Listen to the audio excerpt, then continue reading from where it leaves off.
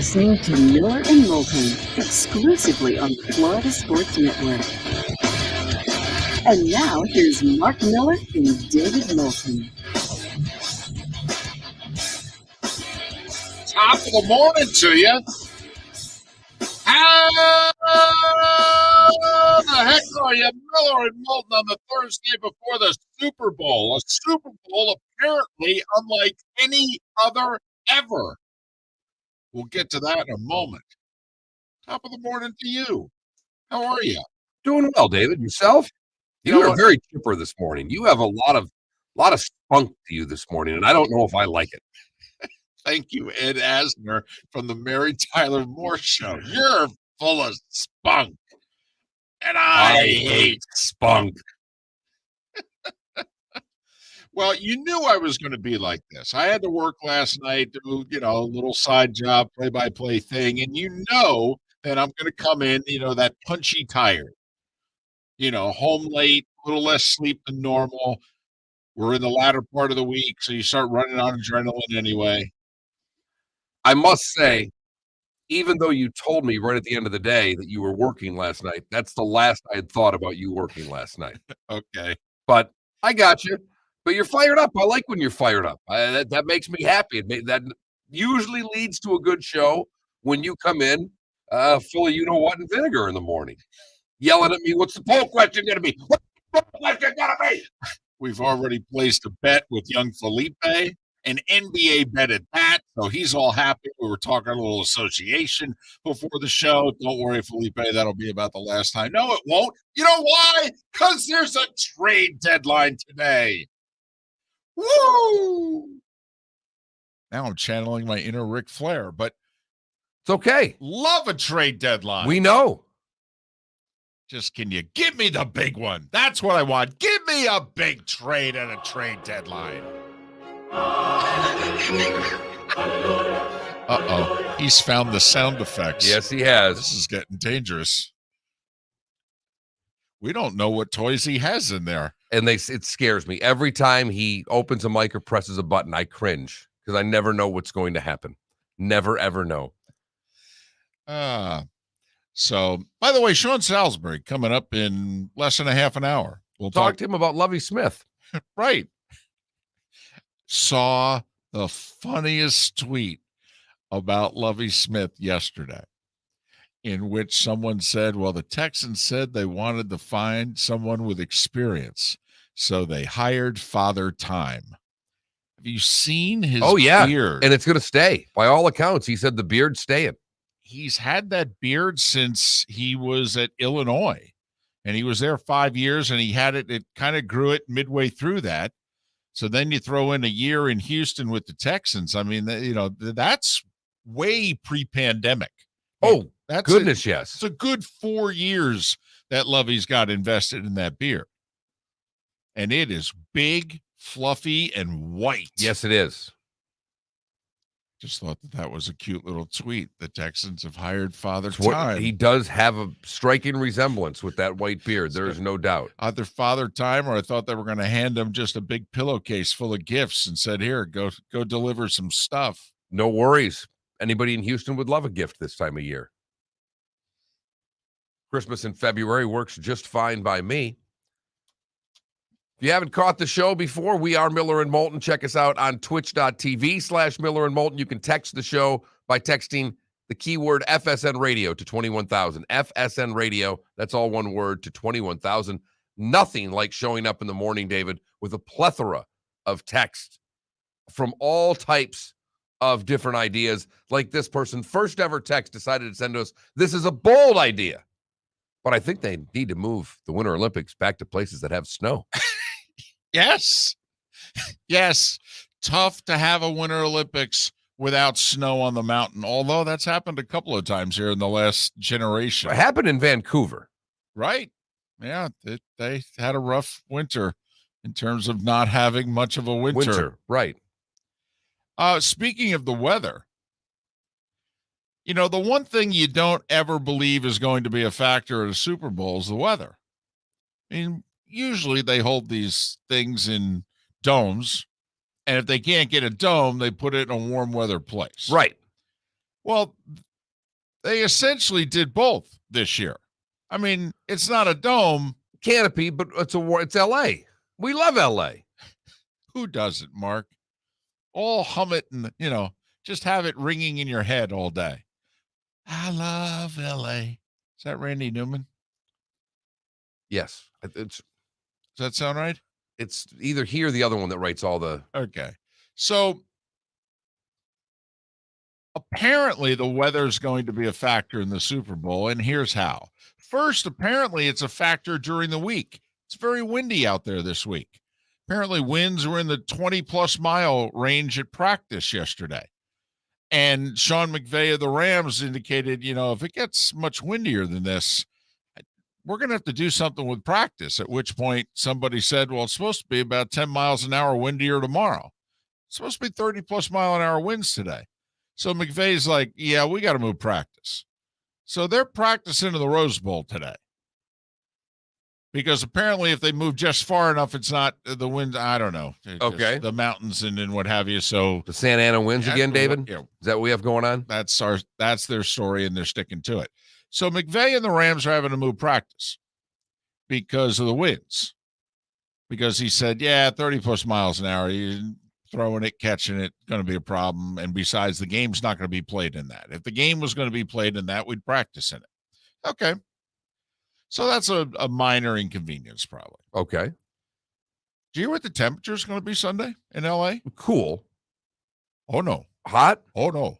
Hottest ever. Really? It's going to be 87. Oh, fantastic. It's going to be 87 degrees. Now, here's my question. First off, all the folks from Ohio, did they pack accordingly? Yes. Absolutely. Most of them didn't even look at the weather. They said, we're going to California. They brought shorts and T-shirts. Guaranteed. Because even if it's mid-50s, that's far better than their winter, so they're good. I see those Ohio people on the golf course all the time when it's 57 degrees wearing shorts and a T-shirt. They'll be just fine. They'll be dressed for it. Okay, so you think the Bengals fans will be fine? What I think is going to be laughable is how much corporate America is going to just freak out by sweltering in the heat. Ticket prices might have just gotten cheaper because it's going to be so hot. Oh, they say apparently this is like one of the 3 most expensive Super Bowl tickets ever. I'm a little surprised. I'm glad, but I'm a little surprised. It's the LA factor, I guess. And Goodell came out yesterday and said, we're coming back often. Well, we knew it when they built the place. They built it for the league. Right. I mean, Kroenke did build it for himself, but he built it in a way in which he said, okay, what can I do for you so that you'll give me the LA franchise? Okay, well, just for starters. We need you to house the NFL Network. In the basement if you can. Right. Because it's our network, but this way, we pay like $1 rent, right? Can we agree on the price? Done. Okay. By the way, you build the stadium. And pay for it. Whole thing. Right. Well, that could run into the billions. Like we said, you pay for it. And tell you what, we'll throw you a perk.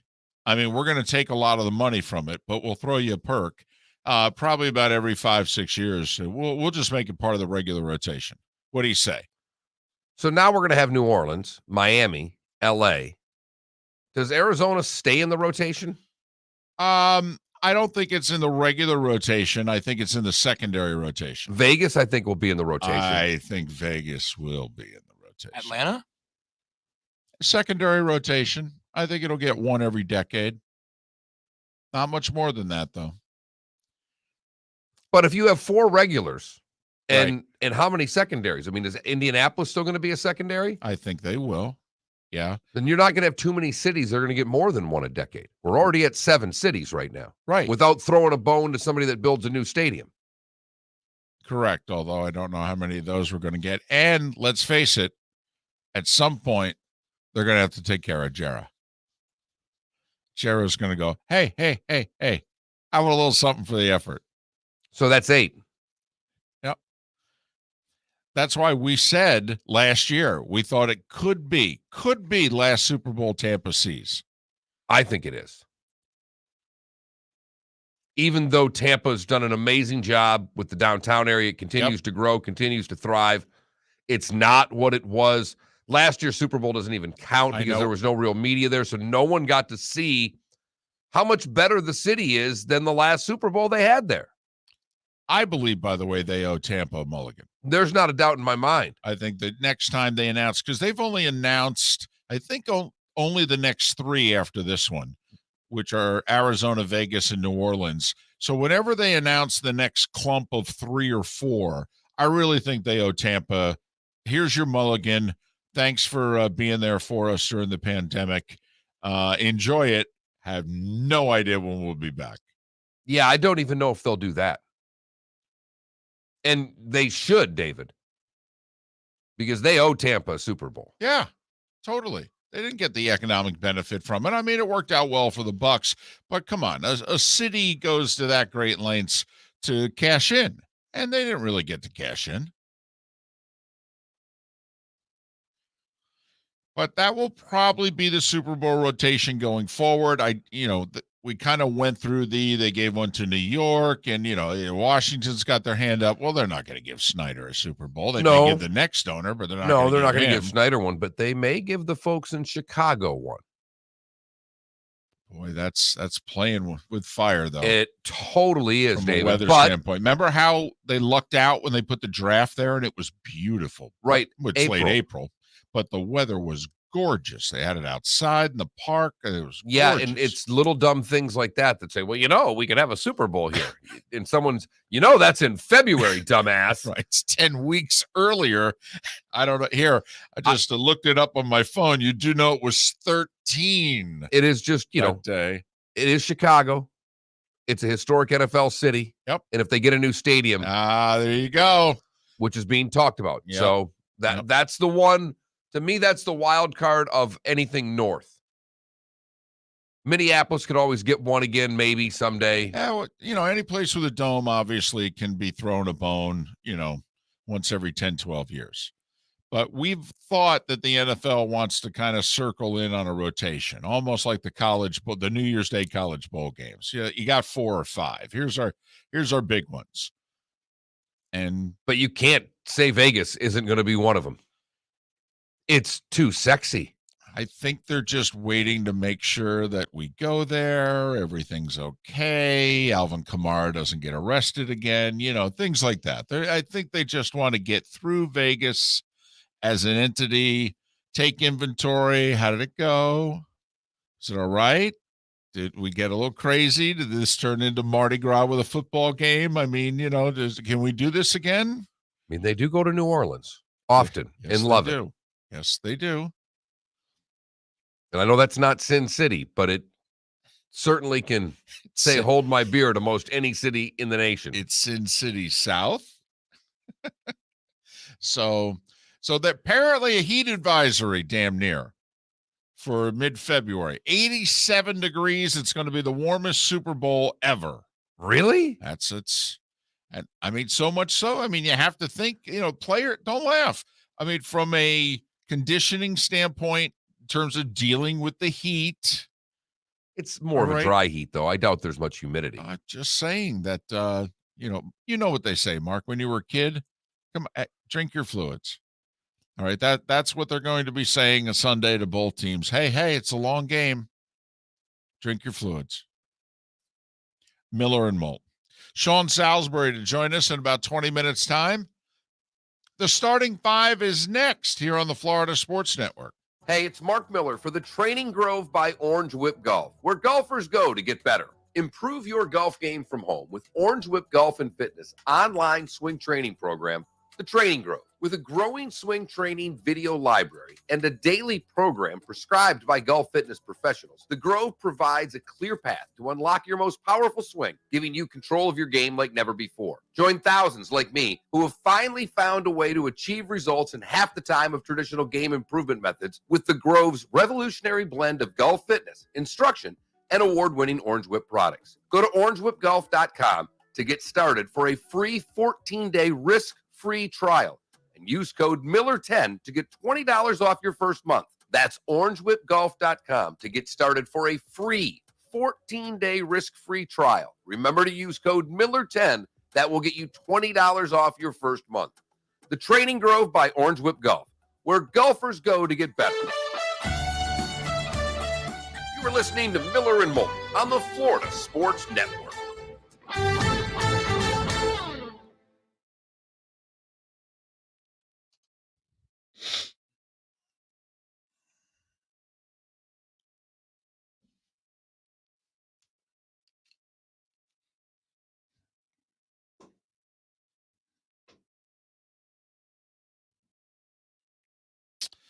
Well, Canada Relief, Stafford's not in the Hall of Fame right now. Do you believe Stafford's in the Hall of Fame right now? No effing way. So Canada, I don't think he's losing the Hall of Fame if he loses the game. I think he has a chance to gain entry into the Hall of Fame with a win.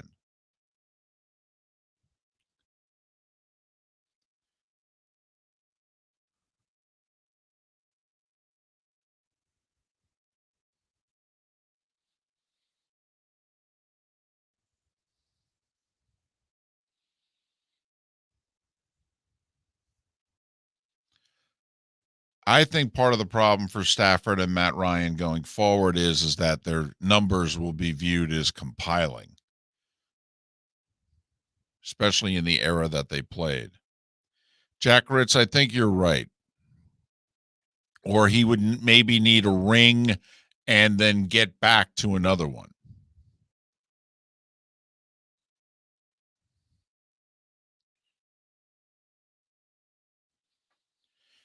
Where are we? Here we go.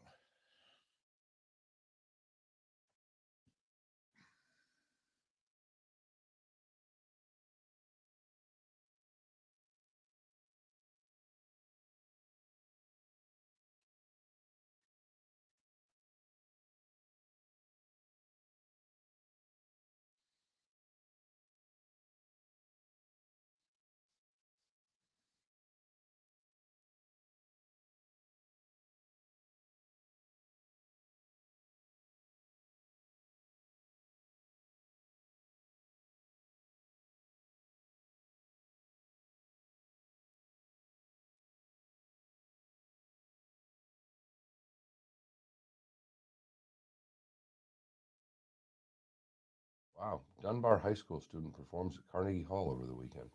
That's pretty cool. Wow. Right?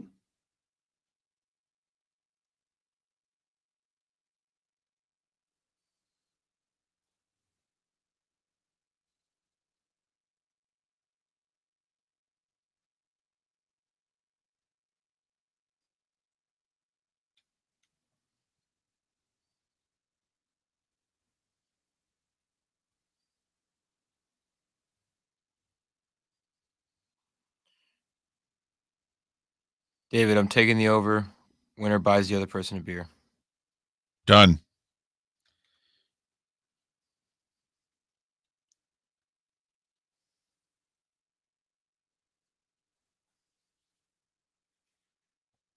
David Sampson replying to tweets from listeners. That stuff. I know. But Sampson just replied to it. That's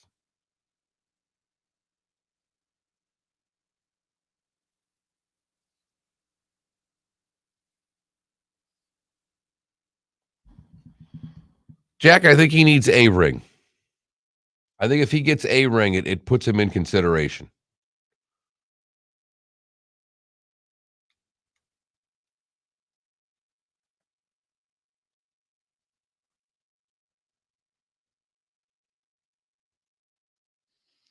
One minute. By the way, new passing game coordinator for the Jaguars, Jim Bob Cooter. His last name is Bob Cooter. No, Jim Bob his Cooter. first name is Jim Bob. No way. Oh my God. This is quite the education we are giving you. Jim This Bob. really is. I know you hate getting up at this hour. You need to stay with us. We are giving you an incredible life's education. Are you kidding me? Every day that I walk in here, I learn something new. Well, that's good because you're really young. Right. Yeah. You should at least keep learning till you're 24, 6. 25. Hell yeah. I'm open to it. Well, Well, I don't know if we are yet. Oh, come on. And not every day, by the way, but that's okay. 10 seconds. You're enthusiastic.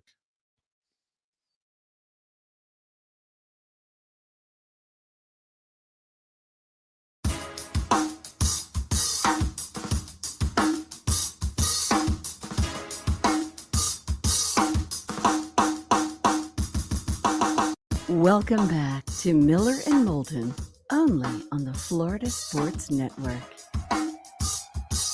All right, we got Sean Salisbury coming up, and that's right before he does his show. So we got to be on time, which means we got to get right to it. It is time for The Starting Five. 5 stories you need to know. It's the Starting Five on Miller and Moulton. Here's number 1. All right, we covered the weather with the Super Bowl. If you're just joining us, it's going to be windy again today. Rams are moving their practice because of it. Forecast for Sunday, by the way, mid to upper 80s. Going to be the hottest Super Bowl ever, about 87. Commissioner Goodell spoke yesterday. He said the NFL, quote, fell short, unquote, in its diversity coaching hires. He said, by the way, we, not the Washington Commanders there, will oversee the inquiry into Daniel Snyder and his team. Thanks, Dan, for the offer, but we'll take it from here. Big news, however, is that the NFL is going to play in Germany, Mark. Beginning next year, they're going to play one game for the next 4 years. They're going to play a game next year in Munich.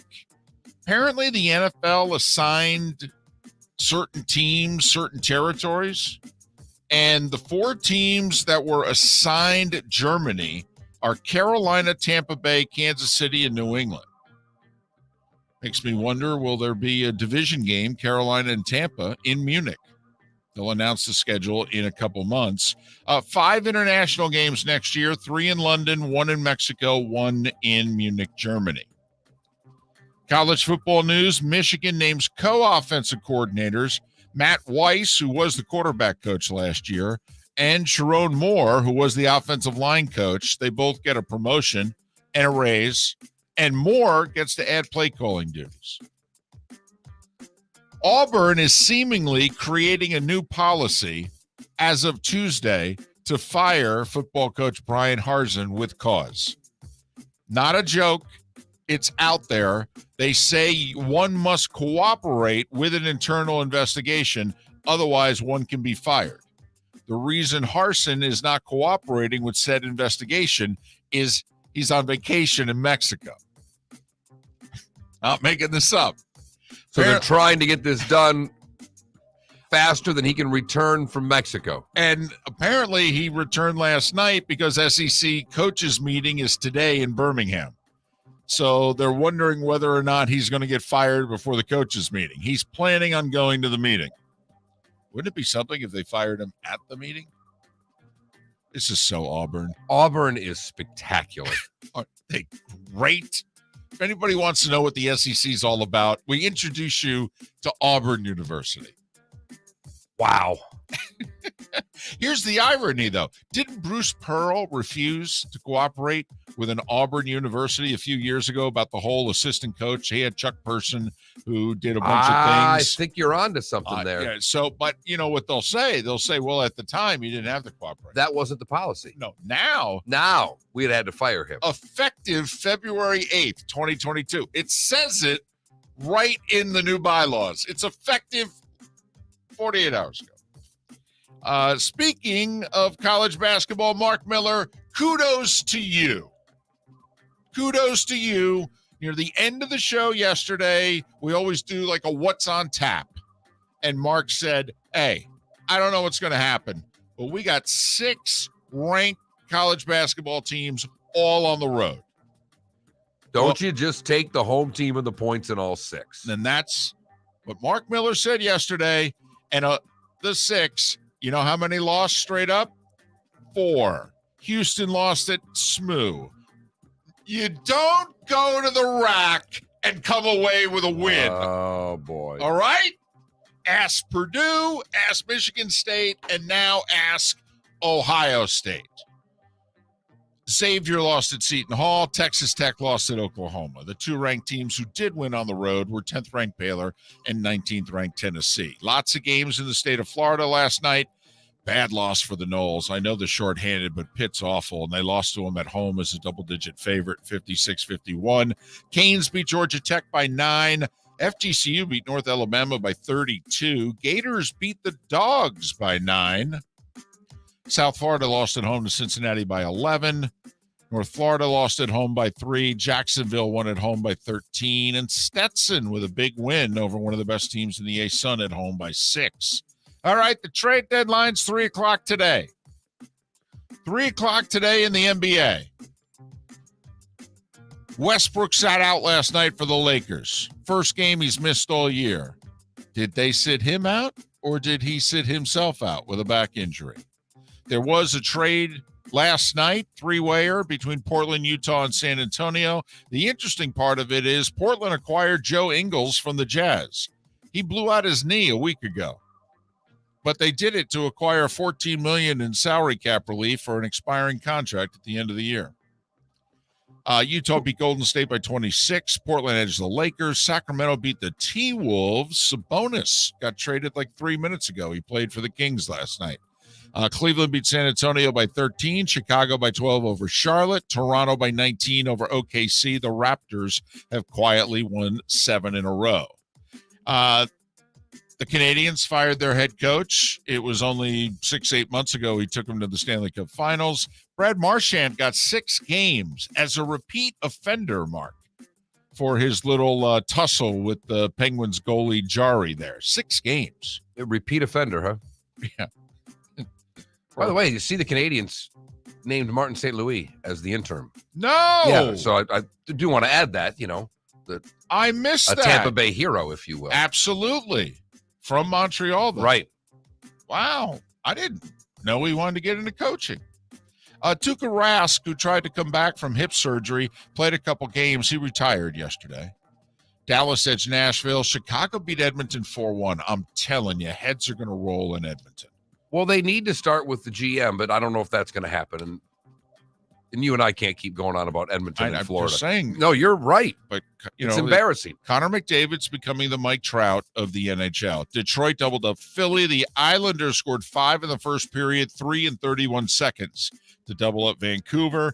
Arizona beat the Kraken, and Calgary shut out Las Vegas. 2 golds for the U.S. in the Olympics, Mark. Chloe Kim won gold in the half pipe. She went back-to-back because she won it in 2018.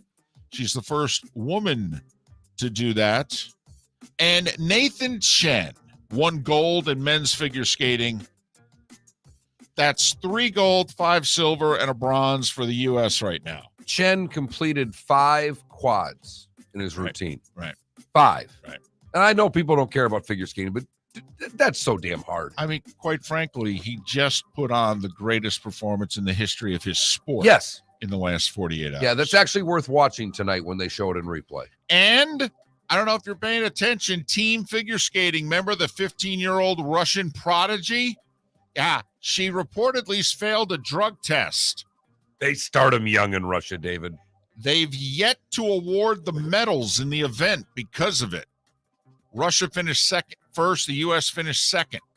They've yet to award the medals. Bunch of dopers. My money says they'll give the ROC the gold anyway. I mean, come on. It's the IOC and it's in China. Like, you really think this whole thing's on the up and up? And at 30 minutes after the hour, that was the Starting 5 every weekday morning at this time on Miller and Moulton. Sean Salisbury next. Miller and Moulton, Florida Sports Network.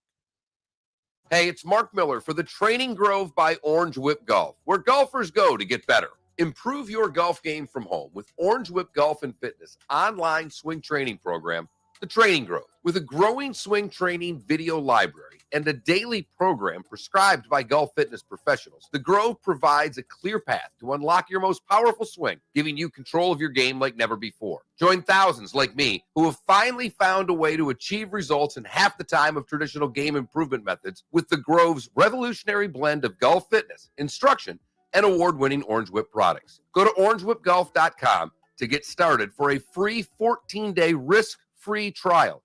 And use code Miller10 to get $20 off your first month. That's orangewhipgolf.com to get started for a free 14-day risk-free trial. Remember to use code Miller10. That will get you $20 off your first month. The Training Grove by Orange Whip Golf, where golfers go to get better. You are listening to Miller and Moulton on the Florida Sports Network.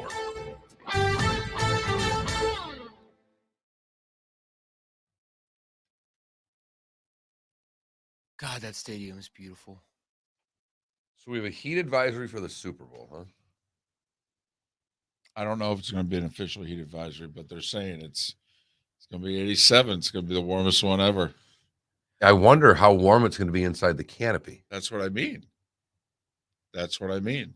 Also, any winds? No wind? Well, no, they very little wind is what they're saying. Okay. So it'll be hot. That would have been interesting, though. Wind in the Super Bowl in that stadium. I think it'll be more interesting. Because we would cool it down a little bit. It could be hot. Yeah. Oh, the yeah. canopy could also keep the heat in. That's what I mean. Like It could be 95, 100 degrees in there. 6:30, it'll be 3:30 in LA. Yeah, it'll be hot. Now, it'll get cooler in theory as the game goes on, but yeah, not much. Not much. Hey, when was the last time it rained in a Super Bowl? It's only happened once. Miami. Ooh, Drew Brees? Uh-huh. Ah, I remember that. Or as we remember it, Prince. Prince. This is what it sounds like when doves cry.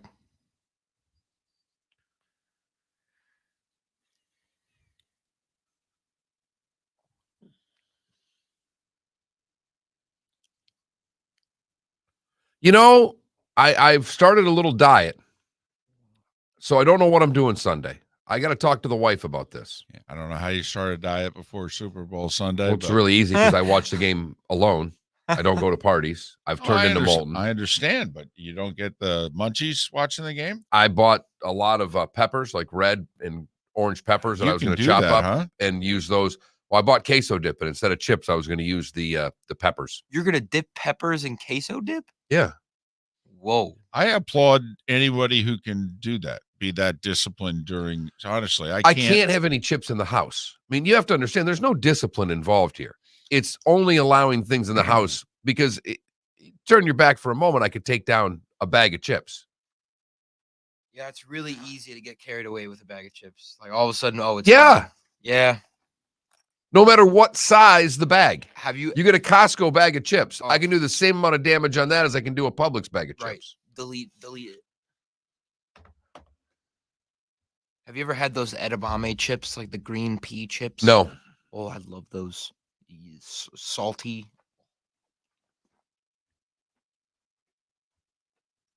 I didn't see this, but I saw Salisbury retweet this, I guess, not last night, but the night before, like 7.5 minutes into the game, the Winnipeg and the Wild had a double. Ooh, love it. Salisbury's like, we need a team in Houston.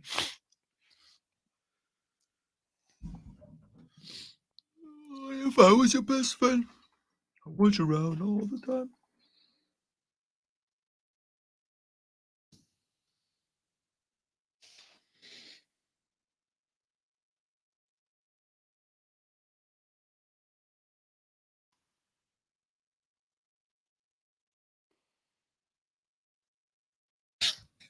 Swoop.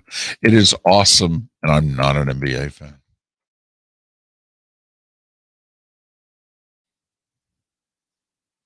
Right. You're right. We were wrong. It was not Breeze. It was the other it one. was Breeze.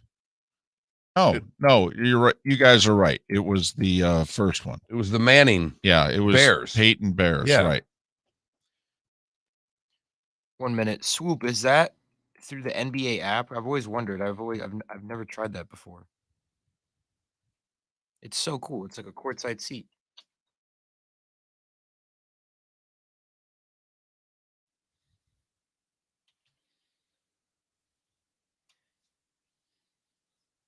It's Oculus. That's right. Yeah. Future of VR and AR It's going to be really crazy. And I'm talking, we're going to be standing on the court while they're playing.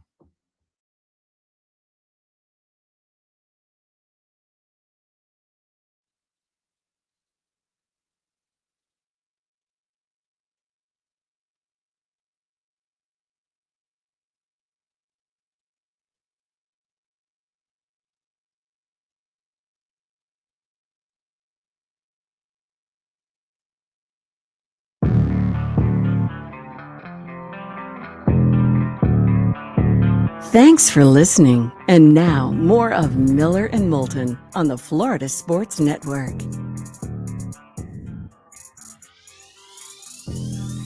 24 minutes before the hour, Miller and Moulton, the Florida Sports Network, the Florida Sports Network.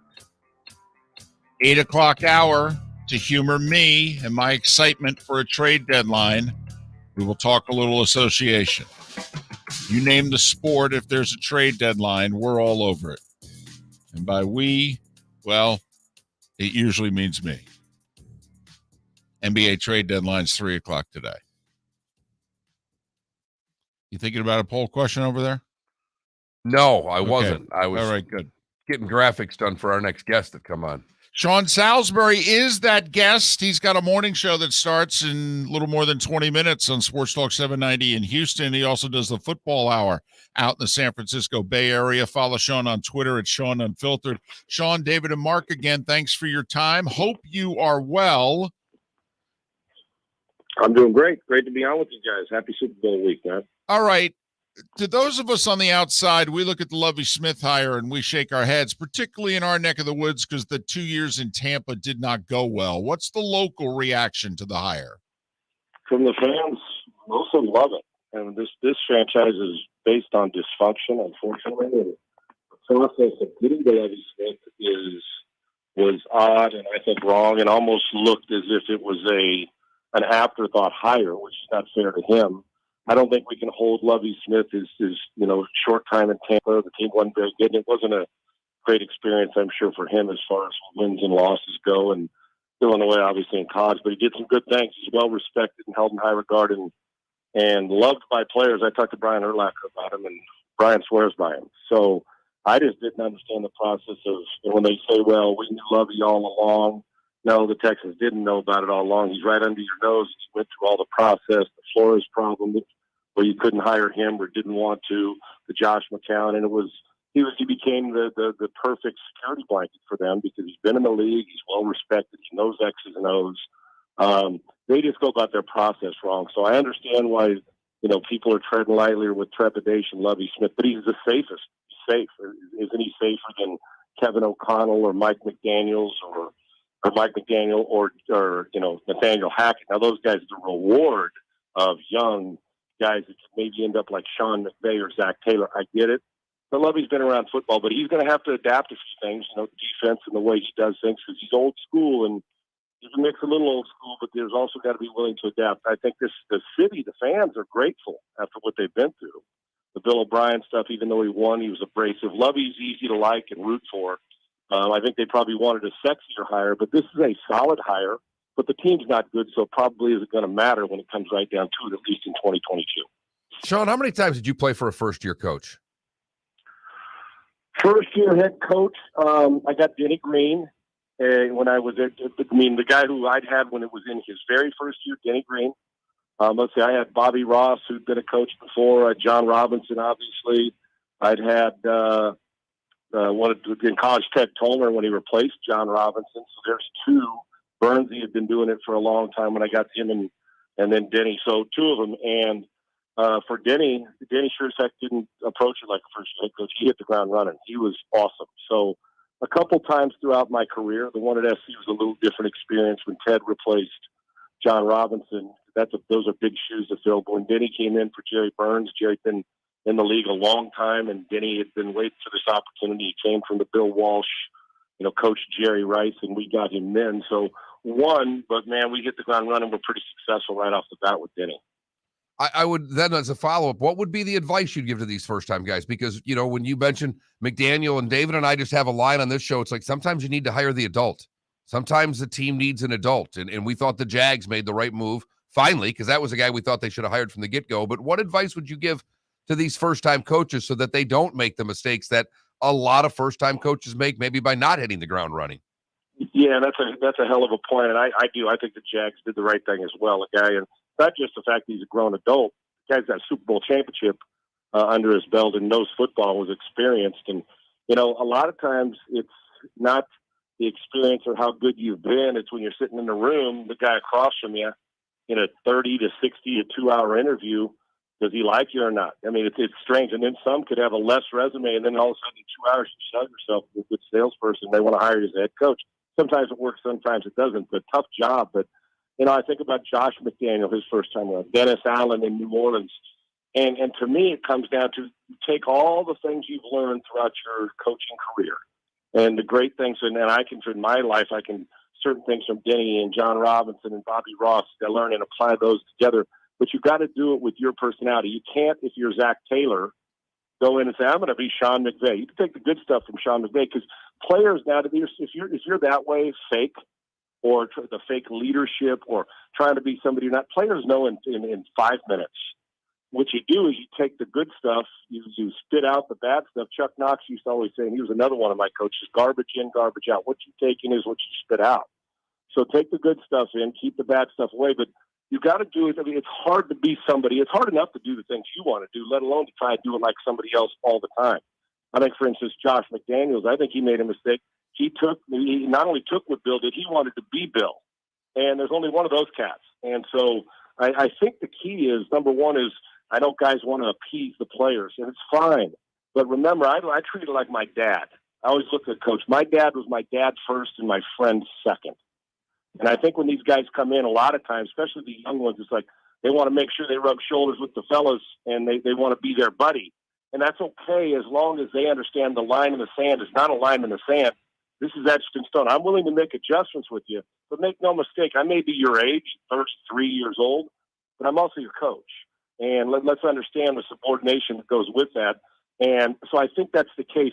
The case of being respectful and knowing, especially when you're young, when you're around the age of these guys, there's a tendency to want, and I know as a player, to be a buddy with them. And there's nothing wrong with it, but you got to establish quickly, not 4 weeks in, not 4 days in, not 4 hours in, right away, that I'm your coach. Don't let the fact that the age-wise, my wrinkles are the same as yours, not very many. And then I establish it. When an established coach comes in, it's like, ooh, he's been through the hard. Look at Doug Peterson. He's already said it. He's in his 50s. Even though you still got to earn it when you're there. But I think the key is to do what you do without trying to be somebody else, and make sure that there's a line when you walk in. Here's how we're going to do it. We'll adjust. You got to be able to listen to players. Players want you to listen to them. But they also want to be coached. They do. And you got to make sure they understand the difference between being your buddy and being your coach, just like being your dad and being your friend. You got to be a coach first and a friend second. Sean Salisbury, morning, Sports Talk 790 in Houston. Also the football hour on 95.7 The Game in the San Francisco Bay Area. Follow Sean on Twitter at Sean Unfiltered. A final Texans question for me. I thought I heard them say 2-3 weeks ago their plan is to trade Deshaun before the draft. Are they then okay trading him if they don't get full return? They haven't been, and then that may be part of, we've heard both stories that, somebody offered them a haul and they were going to wait. And then before the trade deadline, they couldn't quite get what they wanted and people were afraid to pull the trigger. We've heard both. I would say if they get close to the haul that they want, they'll do it. Now, that doesn't mean they're going to sacrifice 2 extra first-round picks to do it. Because even though Deshaun Watson has a no-trade clause, he does not hold the cards here. Because he's going to make about $40 million this year. If all of a sudden, like I said, this isn't last year where they're going to let him sit on the sidelines and get paid without playing. That if he decides, let's just say Denver calls and wants to trade 3 1s, a 2, and 2 3s for Deshaun Watson, and he said, I don't want to go to Denver, I'm going to this place or I'm not going. Then if I'm the Texans, I simply say, oh, okay, cool, then I guess you're not going. So you got 2 choices. You're either going to play quarterback here, which they don't want him here. It's obvious. It's not just that he doesn't want to be here. Remove the legal stuff. He didn't want to be here in that January of last year, about a year ago from this time. He didn't want to play here. And that was how this whole thing started about, are we going to trade him? He did not want to play in Houston, trust and all those things that he didn't trust the front office. Well, then the legal stuff kicked in. So even though Bill O'Brien gave a no-trade clause, listen, he's either going to sit out, he's either going to take a trade wherever they get the best deal, or he's going to play for the Texans, and that's the third one. That isn't going to happen. So the fines will kick in. So I can't imagine a guy 2 years in a row in the prime of his career is going to sit back and say, I'm not going to Denver just because I don't like it and cut off your nose to spite your face. So they'll trade him when the offer's close, but they're not going to settle for a number 1, 1, 2, and 2 threes. The haul that they expect is 3 first-round picks, a couple other picks, whether a second or third round had a player, or they're not taking half the price, 50 cents on the dollar for them. They're just not, especially if the legal stuff gets cleared before the draft, whatever that is, whether it's going to court or settling out of court. That's above my pay grade. But whether that is, now, if that means, okay, we'll take 2 1s now, and then 2 years from now, 1 other one, and then 2 3s and a 2, or a 2 and 2 3s, maybe. But they're not gonna sit here and settle and take 30 to 50 cents on the dollar. They'd be stupid to, because you got one of the 5 or 6 best quarterbacks in the league when he's on the field. As long as he's cleared, you guys know this. Desperate teams, they'll deal with a PR hit if there is one to give themselves a chance to win, and Deshaun can help you win. So they're not going to settle for something that's just giving him away. And if Deshaun doesn't want to go to that place and trade, then Deshaun's going to get cost a lot of money. So he'll be playing somewhere else. Nobody, I don't think, has the guts to sit out 2 years in a row. One, because, he didn't want to play in this one because he didn't want to get traded somewhere. He's going to go somewhere else and play, and they will get a haul for him, I guarantee it. All right, let's look at the game on Sunday. We all know Matt Stafford has the most pressure of the quarterback. Why do you think he can handle it, or do you? He's proven it. He's proven it since we started his career. And I think we all have the question is, what, can Matt do this? And I asked the question on my show. Well, man, he never won a playoff game. He's been in Detroit. Does he know how? And then you look during his regular season overall, he's been really good and late in games and survived a lot of stuff throughout his career. So I do. I go into the playoffs, I didn't know if he could. Honestly, I knew he'd put up numbers, but could he handle it? And he's played outstanding these 3 games. Now, you talk to Troy Aikman or anybody who's gone from the playoffs to a Super Bowl, and that's different. I've been in the playoffs. I've never played in a Super Bowl. I played the Grey Cup championship game, and even that was different. There's a different feeling. And Matt, there's pressure, but there's pressure on everybody. But Matt, because he knows the career, he's on the backside of his career. Burrow has a dozen more of these years to try to get back, and even though it's not easy. So I think he can. Now, I think at some point in the game, Matt will throw you one because he's an aggressive guy.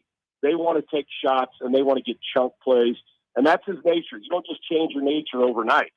But in the process of doing this, he's been very judicious with the football, and he's handled blitz, he's handled zone, he's been accurate. I do think he can handle it, he's easy to pull for, guys. He really is after all he's been through.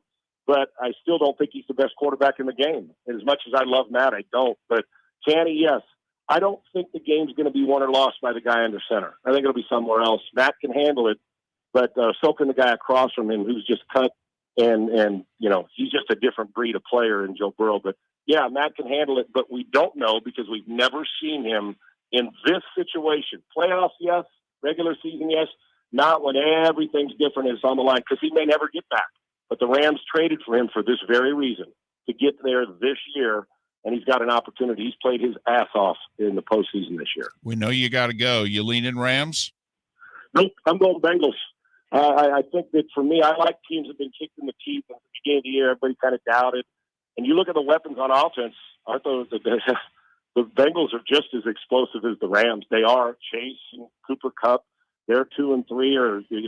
I know Beckham's a great equalizer and could be a wild card in this. Mixon's the best running back on the field. Burrow and Stafford can both kill you.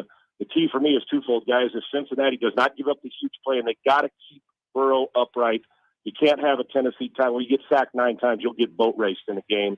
And then you got to make sure that when the ball hits you in the chest as a defensive player, you got to catch 1 or 2 of Matt Stafford's throws where he forces it into coverage. I think it's a game in the 20s.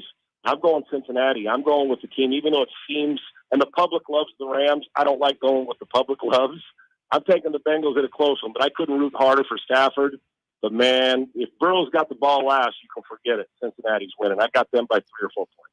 Sean, as always, we appreciate your time, especially since it's always right before your show. Have a great show. My pleasure. I love being on with you guys. Have a great one and enjoy the Super Bowl. Sean Salisbury, who's about ready to start his morning show on Sports Talk 790 in Houston, and he does the football hour daily on 95.7 The Game in the San Francisco Bay Area. Follow Sean on Twitter at Sean Unfiltered. Just wish he'd bring a little passion. Yep. Just Little wish I energy. wish he, just wouldn't mail it in so much. No, it's probably a very boring morning show, Do you feel like we got him on the first sip of coffee with the first answer and that it hit midway through that answer?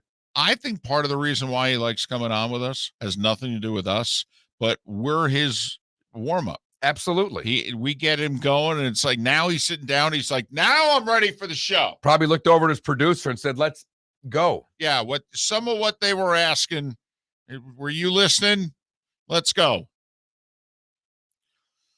He's going Bengals. He's going Bengals. I've had more people tell me they're going Bengals than they're going Rams. I think in my circle. They're rooting for hard. Joe Cool. 80+%. When we asked who are you rooting for earlier in the week, 80+% are rooting for the Cincinnati Bengals. I want everyone just to think about that for a second. Say it out loud slowly. 80% of you are rooting for the Cincinnati Bengals to win the Super Bowl. Cleveland Browns fan is like, geez, you guys are killing me. Oh, they can't win. Just either way, they lose. The Bengals win or Beckham wins. Yeah, I think the Bengals one would hurt a lot more. That's just a player. He went to a better team, yada, yada, yada. But it proves everything about your team. Oh, well, there's no doubt. There's no doubt. I think it already has. Sorry, he was right. Now, I think there's extenuating circumstances as to why he was right, but he was right. Yeah, at the end of the day, those circumstances don't matter anymore. One guy's playing in the Super Bowl, and the other team didn't qualify for the playoffs. This is going to put a lot more pressure on Lamar, too, in that division. We just focus, because Pittsburgh's retooling here, and who knows who their quarterback's going to be, but they've got so much history that, this doesn't affect them at all, or their fan base. Browns fan base, this is just, they'll be messed up all offseason. Completely messed up by this, no matter how this game turns out. But now, I will say, turn and look at Lamar in Baltimore and go, hey, guys, done a lot of nice things. Not much of it in January, though, or February. So just saying. And to be frank, David, December's not been great for them. They are another team that's gotten off to a lot of great starts and is, cruised into the finish line, if you know what I mean. Don't you think this is just a phenomenon right now, Joe Burrow? This is an absolute phenomenon.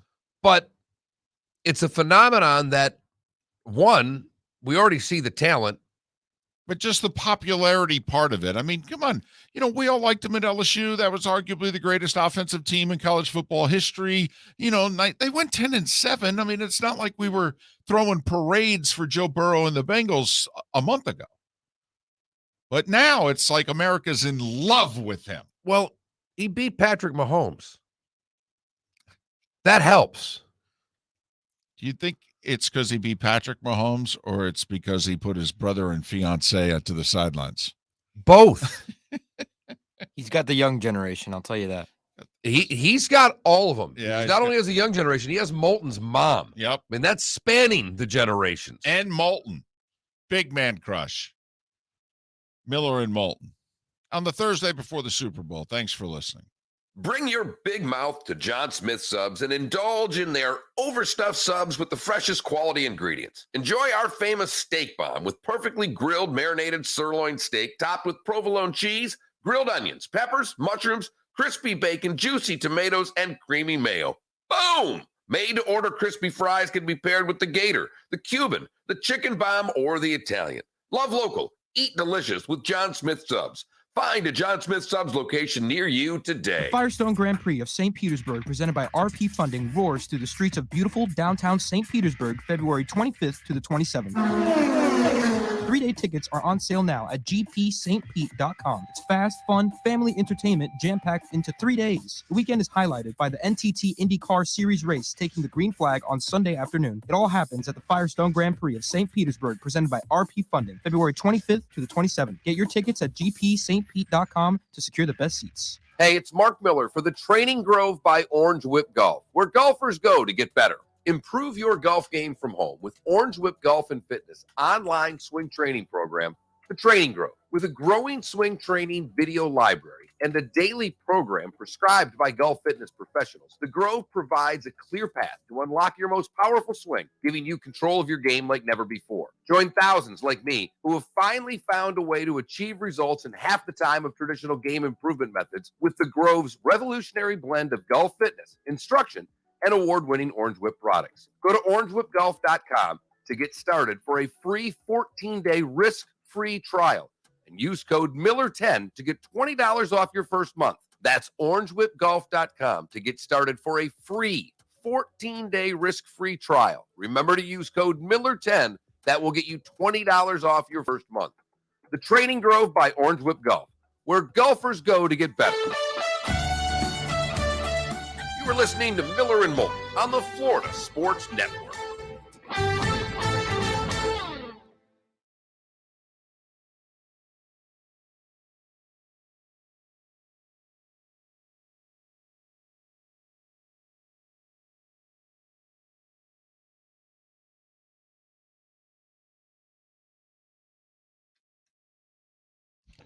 Hey, let me know, Felipe, if there's a promo coming for a lacrosse tournament. I really want to hear it.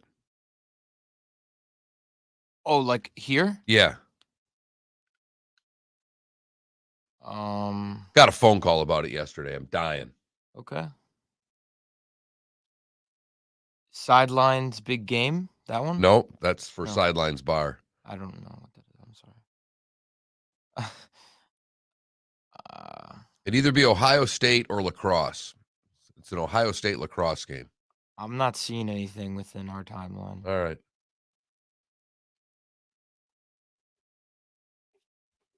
Apparently, they're playing the University of Harvard. Uh-huh. What's wrong with what I just said? No, I said, No. What's wrong with what I just said? Nothing's wrong. Yeah, it is. No. It's Harvard University. Oh, He has it said wrong on the promo. No. You don't run a promo of when a game's played and have the wrong damn school on the promo. That's why I want to hear it. Oh, okay. That's why I said, what's wrong with that? The University of Harvard. No. I didn't know you were referring It's to the promo. Harvard. Cambridge, Massachusetts. I didn't know that you were referring to the promo making. I've got a poll question up, ready to hit send. Wow. How long was I gone? Who wins more Super Bowls? Joe Burrow, Patrick Mahomes, Josh Allen. Mahomes already has one. I know that. I like it, though. It's either that or better in-game snack.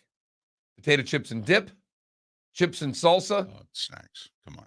People, I'll people end up will doing respond too. to the food. I mean, I know. That's a pretty good question, though. It is. Yes, he was. We're going to go, who do you like tomorrow? Blah, blah, blah. So I say we go snacks. What's happened to you? I know. This is fuck a is happening huge to you? role reversal. What is I got a question about three-quarter. We're coming back. We got this segment's done. That's all right. One of my 5 biggest pet peeves in the world just happened. Golly. A double good morning? No. Okay, 6 biggest pet It's peeves. pretty good. What was it? It's pretty good. Somebody left the water on the thing completely empty.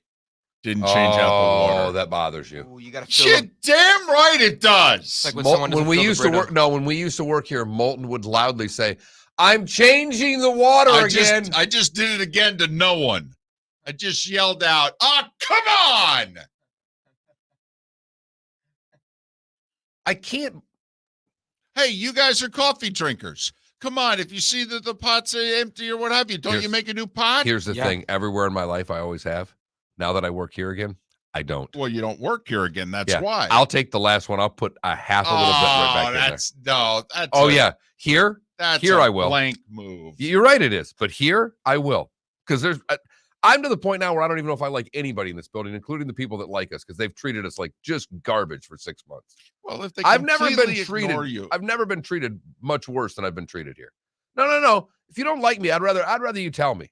But to ignore me when we kill the ratings, did everything we were supposed to do, have been great for this place, and they still treat us like a hot pile of garbage. well, do you consider completely ignoring you a hot pile of garbage? I do. Okay, well then there you go. It fits your When definition. they walk right by you and don't look at you. I just assume they don't know our name. 10 seconds. Can't tell which one's Miller, which one's Moulton. I have one rule in my house, and it's fill up the Brita. That's it. See? Just fill up the Brita. That's it.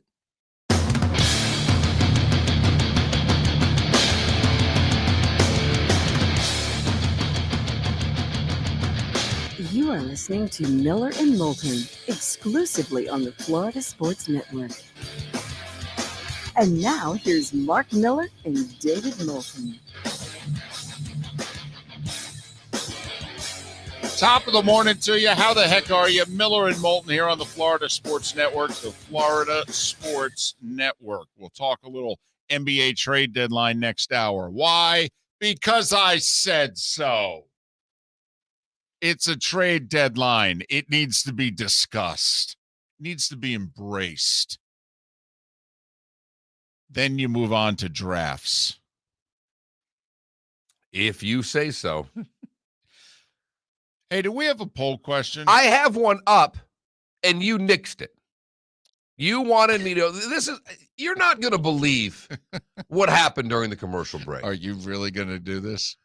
So, Moulton has an out-of-body experience because for the first time in the last trip to this building, one of David's pet peeves happened during the break. One of my 5 biggest pet peeves in life just took place. The water cooler that David went to fill up his water with was empty, Right. which means someone was so lazy that they couldn't. They left the empty plastic big bottle on top of it, but completely empty. Could have been a girl, couldn't lift it. They're kind of heavy.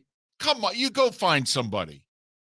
You go find someone, honestly. There's right. not a guy in the world who won't help That's very true. a damsel in distress on an airplane, No, you're in right. a coffee place, what have you. I agree. Hey, I need help with this. Absolutely, ma'am.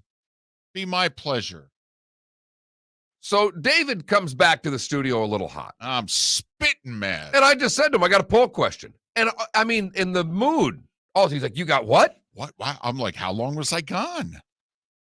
And my poll question was about quarterbacks. You know, the Super Bowl's on Sunday. I'm aware. We spend the majority of the show talking about quarterbacks.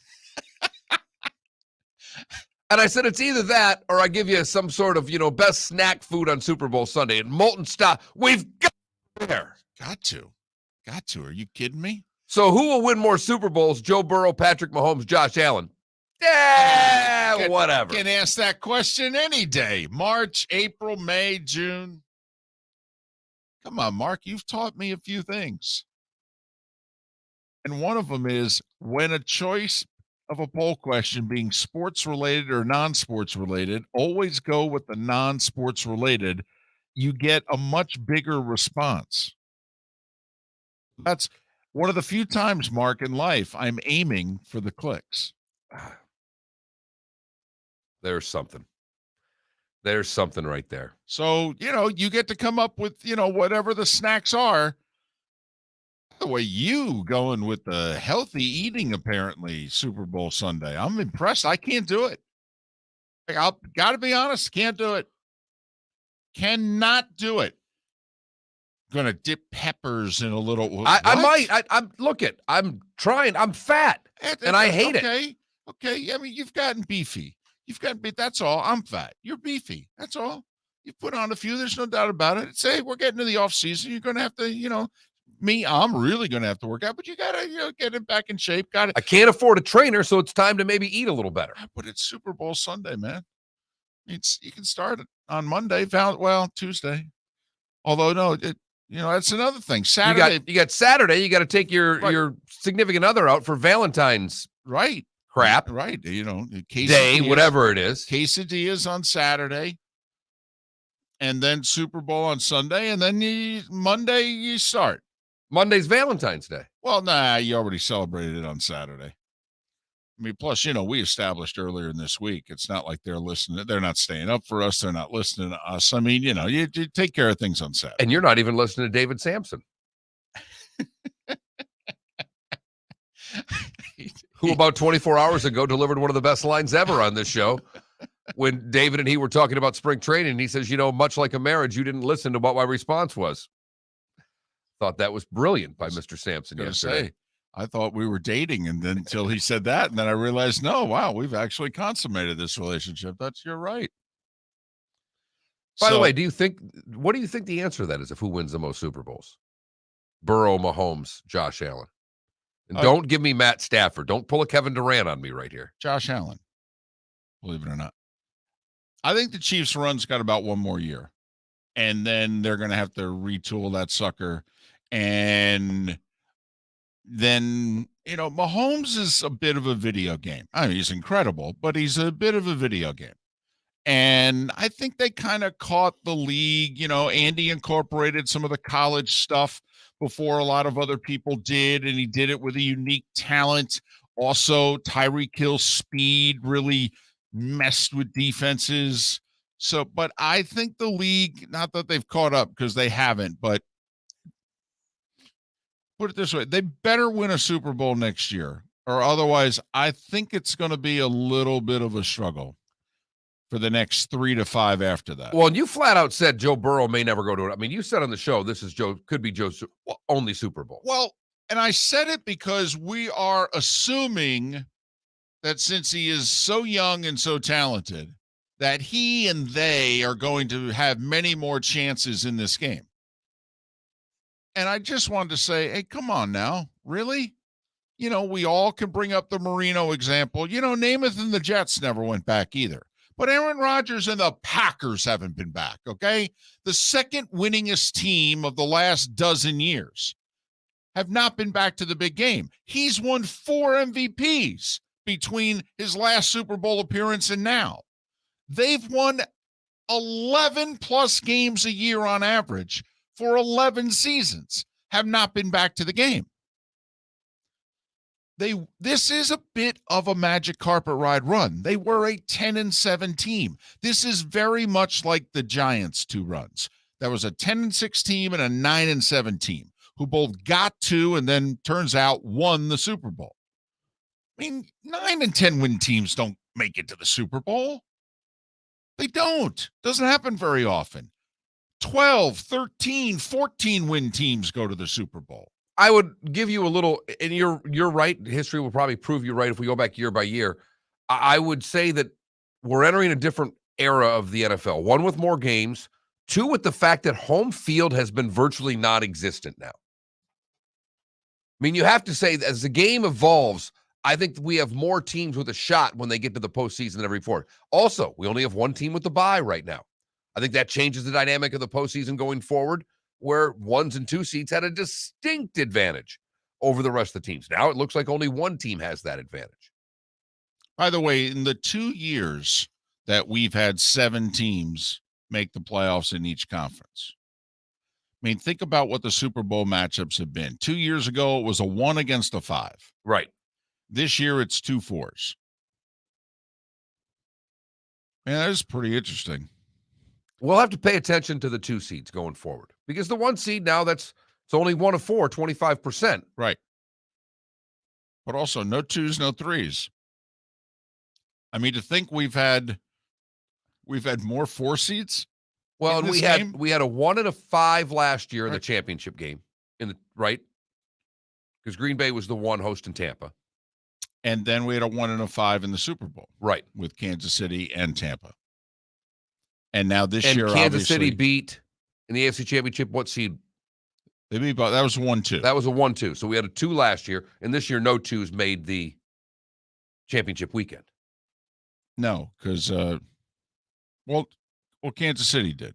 That's right. Kansas City was the 2. Right. So we had a 2 and a that's right. But in terms of going to the Super Bowl, the importance of, the bye week and, the extra game, and the thought is that the bye has more value. I mean, we can just add up the 1-loss records of the 1s even. Last year the Chiefs went 2-1. The Packers went 1-1.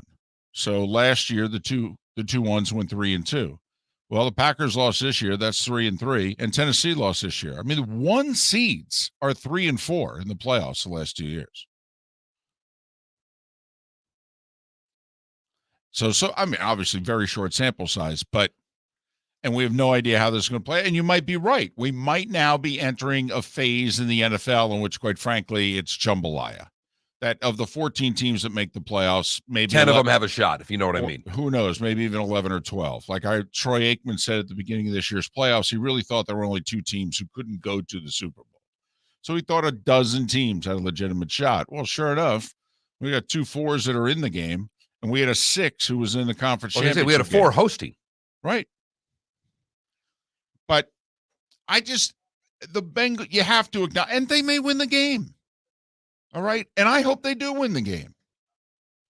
But you do have to acknowledge that, I mean, there's a 10-7 team in a Super Bowl. I mean, that's like, this is a bit of a run. I mean, come on. When they were holding on against the Raiders, anybody think the Bengals were going to the Super Bowl? No.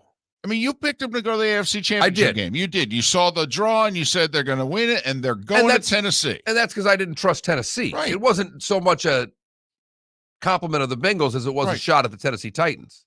But come on now, when we were all watching that Bills-Chiefs game, we all thought, wow, the winner of this game is going to the Super Bowl. Hey, a lot of us thought we were watching the Super Bowl.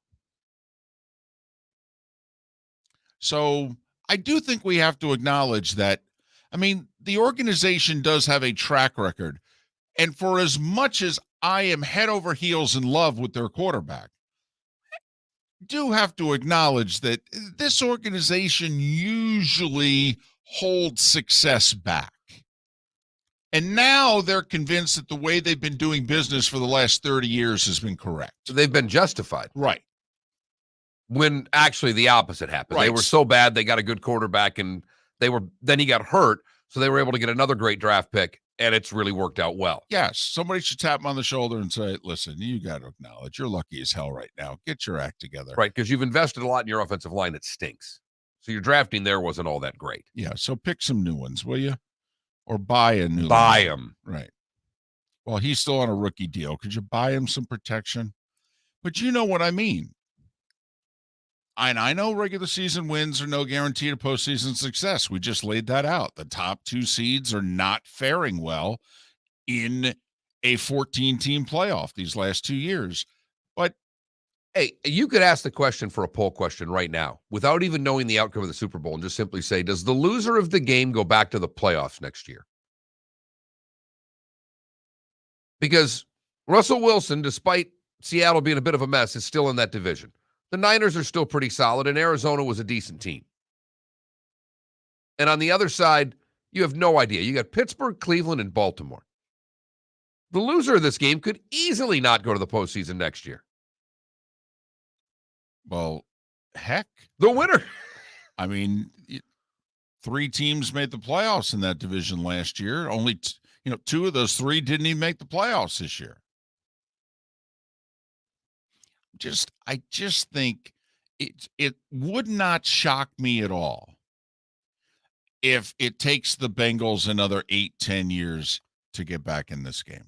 Would not shock me at all. And it really wouldn't surprise me a ton if we look back a dozen years from now and go, well, this was his shot. He's played some great football, but this was his shot. Miller and Moulton. I promise you, we will have a poll question on the other side. I guarantee it. We going sports or we going food? We're going food. There you go. Nice. Got half the answers up. I'll work on the rest during the break with some help from you, the Twitch audience, and maybe even young Felipe over there. Whatever you do, follow us on Twitch, please. Got to get them off my back. Miller and Moulton on the twitch.tv channel. Subscribe, follow, please click a button, do something. Love your enthusiasm. Sell it, David. You're really, really selling this. Miller and Moulton here on the Florida Sports Network. Hey, it's Mark Miller for the Training Grove by Orange Whip Golf, where golfers go to get better.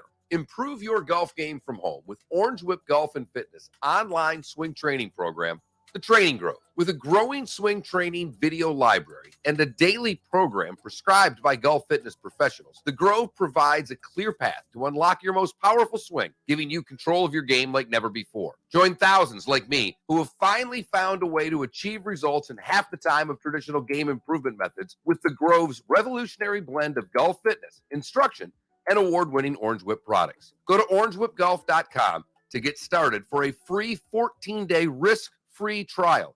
And use code Miller10 to get $20 off your first month. That's orangewhipgolf.com to get started for a free 14-day risk-free trial. Remember to use code Miller10. That will get you $20 off your first month. The Training Grove by Orange Whip Golf, where golfers go to get better. You are listening to Miller and Moulton on the Florida Sports Network.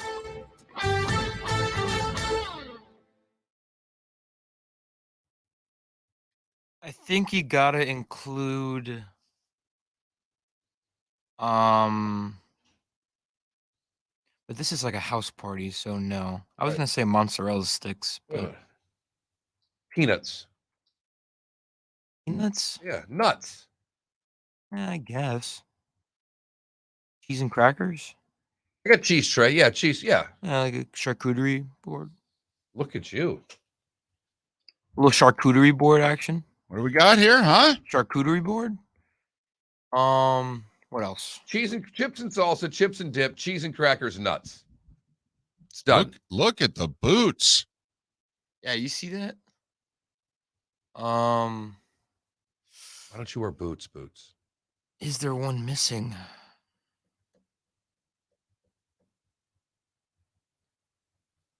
In Miami, I'd say croquetas. But no. I got to admit, I sure hope he's right.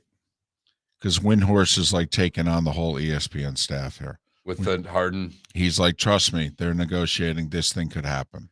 All right, if I put deviled eggs, I'll put deviled eggs in. Just for... I think Windhorse is a pretty good source. I'm putting it in. Notice I say pretty good. I'm putting it in. Yeah, they can keep talking. You know what? Wait, what are you putting in? Deviled eggs. That's for Moulton. What? Wow. That's for Moulton because I wanted to come in last. I wanted to have 1% of the vote. Just to hurt his feelings. That's why I'm doing it. It's not really a snack. I was gonna say Snack's something that you just, I mean, it's kind of misrepresented. It's setting deviled eggs up to fail. I mean, you got to be honest. You want me to put it up against wings and meatballs? Well, I mean, that's meatballs. That's at least where it belongs. It would get killed there too, but it's at least where it belongs. So deviled eggs, a cold item that you grab and eat with your hands. But you've got to make them. You have to prepare them. Chips, it's something you buy, you just put out. They're different. Come Really? on. You got to acknowledge they're different. I don't because I make a cheese tray. I got to slice all the cheese. I got to get things out. It takes work. All these. I make my own salsa for crying out loud. Yeah, but I mean, come on. Most people don't. I mean, you got to be honest. Fam, but most people do not make their own salsa. We're looking more at like snacks, not really, entrees. I get that this is all cold food. So when you do wings and meatballs, you're way off base, guys. Right. I'm just telling Snacks, you right now. Right. Jalapeno poppers. That could be Here, guys. I could put a hot one up there. Aisle 4 at Publix. That's what we're talking here. In Espanol, we would Snacks. refer to these as things to picar. Like What? Picar. Don't swear at us in the morning like It's that. not a swear word. Let's have some respect. So what do you got here? What are you going with? Best Super Bowl munchie, because I didn't even go with snack, because it's a munchie. Fair enough. Chips and salsa, chips and dip, cheese and cracker, deviled eggs. But apparently deviled eggs can't be on here. No, it can't be. See, I feel like putting chips and salsa and chips and dip is oddly close. Potato chips and dip, tortilla chips and salsa. You should know the difference. They're completely different. One is a potato chip. One is made from a potato. One is made from corn. Could they be any more different? They can't, Felipe. You're going to have to adjust. I mean, they're very close. Though. No, actually, they're no. not. There's a canyon between the two. But it's a chip. Yeah, but it's a very different chip. Okay. What about Cheez-Its? Gotta include Cheez-Its in there. With what? There's just a, I don't know, bowl Cheez-Its. Have you ever been to a Super Bowl party where there's sushi?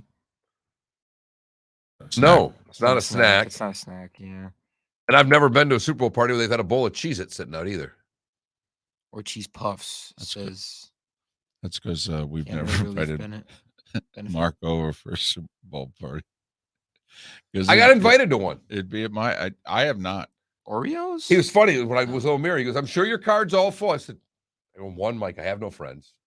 I said, "2, No, I watched the game at home. He goes, so would you come over? I said, yeah. I go, what time's your party? I go, because I'm not staying for the game. Right. I go, I'll come over if it's at 5 to 6:15. And then I want to be, I go, my fat butt will be on my couch for the game. That's the way it works. Nah, this isn't really a snack, but I can't, you know what? I don't care about either of you. I'm putting deviled eggs on it and I don't care. Unbelievable. Brussels How about sprouts? shrimp cocktail? Johnny Finger Lakes says shrimp Oh, cocktail. really? Really? We're going to put shrimp cocktail on I there. don't- We'd listen, kill everything. what about Brussels sprouts? Really? What? I love Seriously? Brussels I hate sprouts. Brussels sprouts. Why? First off, it's a vegetable. It's not a snack.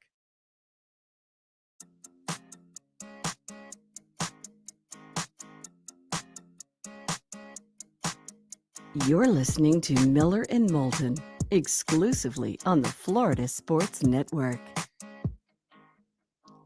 21 minutes past the hour. Miller and Moulton, the Florida Sports Network, the Florida Sports Network. Man, that was almost contentious Oh, during the commercial Almost? break there. I'm actually upset coming out of the break Well, with both of you. got to be honest. We all run a little hot. So, I mean, that's not that unusual. One of the three of us has got some angst when the segment starts. But there's one of the three of us that loves himself a poll question. It's you. Correct. I'm responsible, however, for putting the poll question up Well, you're the technology guy. because you refuse to learn. All right, this stuff doesn't work on my screen. So I had a quarterback question, but that wasn't good enough. Well, you offered up a food alternative. Food always beats sports. We're going with food. So I have which is the best Super Bowl munchie? And I have three distinct answers because we're not getting into hot foods. There's probably going to be 7 poll questions today at the rate this is going. Right. Munchie. So you're thinking like just stuff with your hands. You reach out, you grab them, that sort of deal. You're walking down aisle 4 at Publix. That's what you're thinking, right? And because Felipe said there's no, so I had chips and salsa, chips and dip. And Felipe's like, well, there's no real difference between those two. Really? No, they're very close, is what I'm saying. So I had to put tortilla chips and salsa, potato chips and dip, just to appease the 12-year-old over there. See.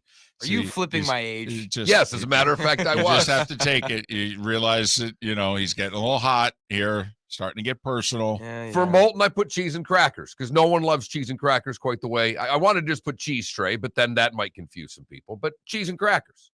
And there's really, when you look for a fourth in that category, you're running up against not much. You could just go nuts, the bowl of mixed nuts that's it. Right. You could go veggie tray or something like And that. I don't want to disrespect a veggie tray like that and let it get 0 votes. Who takes the veggie tray there? Apparently me on a diet. And then I put deviled eggs, and I was slammed for the choice of deviled eggs. I think you're misrepresenting deviled eggs. They're not a snack. All right? No, they're a munchie. They would go with like wings. They would go with like meatballs. That's the table you would put them on. I don't believe you'd put deviled eggs on the potato chips and dip, chips and queso table. Could be wrong, but don't get me wrong. Deviled eggs going to finish last in whatever poll question you put them in because you set my deviled eggs up to fail, and that's fine. All I know is that if you go to a party, the deviled eggs are gone quickly. Funny, I was at a Quickly. party 2 days ago, and they lasted. Oh, It was but it was a lot of really good food. I mean, they literally had all this wild game, yeah, and then a tray of deviled eggs. Like no salads, no vegetables. There was elk, there was venison, there was grouse, there was quail, and then there was a thing of deviled eggs. I'm going, what the hell are those doing? well, yeah. I mean, they obviously were wandering through the woods and got lost. Okay, but they were half gone. I'll give you that, David. They were half gone. but with the table of food that we're talking about putting them on here, I'm telling you, they'll be gone. And that's why they're you can grab with one hand and eat. If we were to do a bracket of snack food, I'm telling you, they'd be a food group that you would not want to play. What seed are they a 12 seed? Is it a 5-12 matchup? No, I actually think they're the winner of the 8-9 game that you don't want to see in the second round. So chips and salsa, potato chips and dip, cheese and crackers. I saw popcorn come across. Can I put popcorn on Yeah, there? you got to include popcorn. Really? Come on, grab your popcorn. It's going to be a big game. Hey, Come Look on. at you. You're siding with Well, he went T.O. I'm sorry. Yeah, I did go T.O. I'm sorry. 3 minutes ago, did you describe him as a 12-year-old? He is or a 12-year-old. Okay, Well, good. T.O. is, diva wide receiver. And hit me where I live, baby. Love my diva wide receivers. I can assure you there's multiple poll questions going up today. because there's now a hot food. I think we Poll need to make question. a tournament, really. All right. So what's this? Chips and salsa, chips and dip, cheese and crackers, popcorn. Best Super Bowl munchie. What if we just do an Elite 8 and then the Final Four is tomorrow? Tomorrow's who do you think's going to win? Very Yes. boring, very safe, very standard. Ooh. People like to make their picks on the Super Bowl, though. Yes, they Yeah. do. Look, I was right. I'd go. It's tough between chips and dip and chips and salsa because they're both so delicious. Be between one of those two for me. The good news is now that we have that Florida Sports Network Twitter account, Right? I get to vote on the poll questions. Oh, look at you. You're so happy. I really am. I realize the satisfaction you get every morning out of pressing one of those buttons and retweeting it. You know, something else came up during the commercial break, which is another reason why the Miller and Moulton Twitch.tv channel, you really should check us out. You can watch us, not just do the show, but also do the commercials in which we talk about quite a few things. But one of them was this year, like, are you watching from, like, this could have been a poll question. You want to do multiple poll questions today. Where are you taking in the Super Bowl? Because the three choices are at a party, at home, or out at a sports bar. Right. And so where is it that you were taking in the Super Bowl? I've turned into David Moulton when it comes to Super Bowls. I used to always be at a Super Bowl party. And it's great for the first half, but then you could have yourself a drink or two too many. People are talking. It's harder to watch the game. You can't hear. By the second half, you very rarely can hear the broadcast because everybody's talking. So I have turned into Moulton that if I get a Super Bowl party invitation, of which this year I have one. Wow, you have an invitation, huh? Yeah, I got one on Monday. Good for you. None for you? No. Oh, no. I have no friends. I know. I don't have that many. No, I understand that. I don't really. I mean, it was but nice you of guys these people socialize. to invite. Your wife sends thank you cards. You're going to get an invite every year from someone, if for no other reason than your wife is so nice. And while my wife is nice, she's become antisocial. So now people don't know how nice she is. It's a great point. So, yeah, I told the people that invited us, I said, we're coming. What do I need to bring? And I'm leaving before kickoff. Just want to let you know that when 6:25 comes and I say goodbye to everybody and leave, I don't want you mad at me because I want to watch the game at home. Like Hops in our Twitch chat room says, yeah, I don't watch football with other people. And I don't know if I started watching the Super Bowl by myself because I don't have any friends, or if it was because really that's how I need to watch the game. I think it was the latter, even though I haven't had many friends for a long time. But I will say, like, well, and I'm a big New York Giants fan, but I mean, I've watched the Giants win a Super Bowl out with other people. The last Super Bowl they won, I watched it at a party. A couple friend invited us to the game. Wife left early. I stayed. I was in amongst other people having to behave. It was really hard. And did you swear you'd never do that again? Well, I did say to myself, while it was great because the team I rooted for won, this was very difficult. The difficult part was people talking to me during the game. Well, and I want to explain to people how difficult that is for David, because is this the same year that during the NFC Championship game, your wife and daughter came home with 6 minutes left? No. That was 4 years earlier. Okay. So circle back from this party 4 years earlier, in which about 6 minutes left.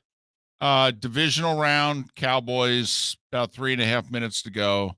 Giants clinging to a 4-point lead. Dallas driving. Right. Cross midfield. They're threatening to score. Wife and daughter walk in the house and start going, "Oh, look, the Giants are in a close game. Oh, David, is this a good game? Who's winning? Okay, what's the score? Okay, what round of the playoffs is this? If they win, do they go to the Super Bowl? All right. Is Eli playing?" And I answered up until the 2-minute warning. I answered every one of their questions. And I politely, a couple times, just said, "Hey, this is important. Just give me a moment." But they didn't let up. No, the question. They wanted to. They wanted to join in. Right. They wanted to spend time with their husband and father and make it a family bit of. Really, they were gone the last 3 hours, spending a ton of money. They walked in with a bunch of stuff. Well, instead of showing you the stuff, they joined in with you with what you were doing. The other thing is they're standing in front of the TV because they walk in and they walk right up to the TV and go, "What's the score?" And you want to say, "I don't know," because I can't see the TV. But it was at this time in which David uttered one of the better lines that I've ever heard to both his wife and daughter when he said, "For the next 15 minutes, can I not be your husband and father? Could you just leave me alone?"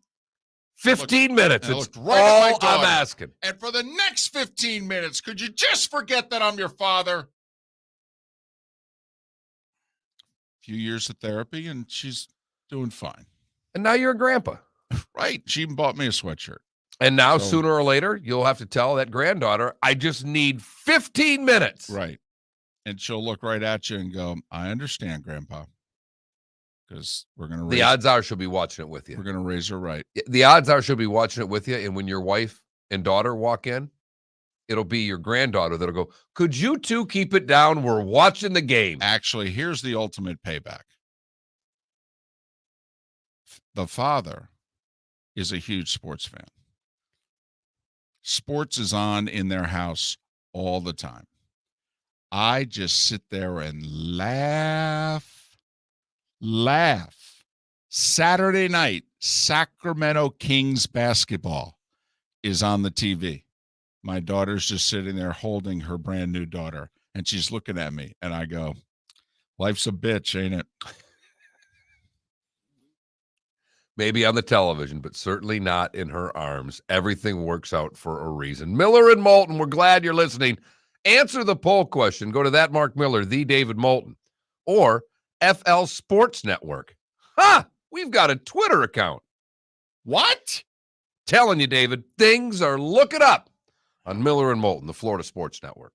Hey, it's Mark Miller for the Training Grove by Orange Whip Golf, where golfers go to get better. Improve your golf game from home with Orange Whip Golf and Fitness online swing training program, The Training Grove. With a growing swing training video library and a daily program prescribed by golf fitness professionals, The Grove provides a clear path to unlock your most powerful swing, giving you control of your game like never before. Join thousands like me who have finally found a way to achieve results in half the time of traditional game improvement methods with The Grove's revolutionary blend of golf fitness, instruction, and award-winning Orange Whip products. Go to orangewhipgolf.com to get started for a free 14-day risk-free trial and use code Miller10 to get $20 off your first month. That's orangewhipgolf.com to get started for a free 14-day risk-free trial. Remember to use code Miller10. That will get you $20 off your first month. The Training Grove by Orange Whip Golf, where golfers go to get better. We're listening to Miller and Moulton on the Florida Sports Network.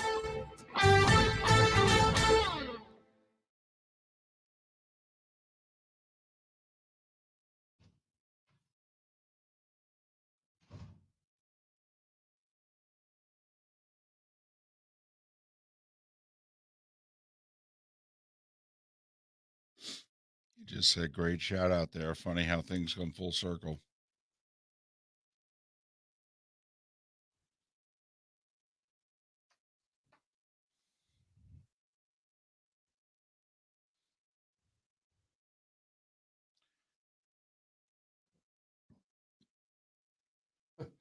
Sal Capaccio that we have on the show. Right. I don't know, replaying it. Oh, it must have been something young people won't know. Lots of young people will never know the dual baseball football fields from September through October.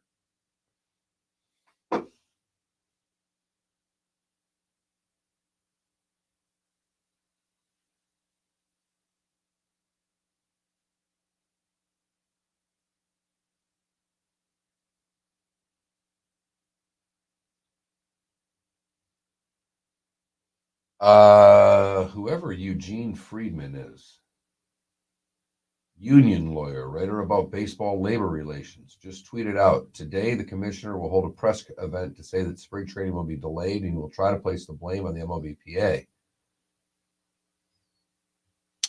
He's the one that wanted to jumpstart negotiations. Then his side took a 43-day Christmas vacation. Now they are refusing to make a proposal. He's also the one that hid the fact that the MLB is playing in 2 different baseballs.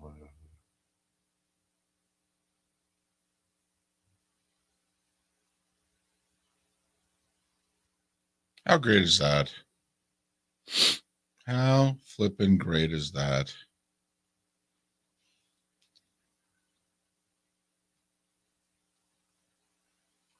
This is interesting. The union proposed expanding the playoffs, reinstating the CBT.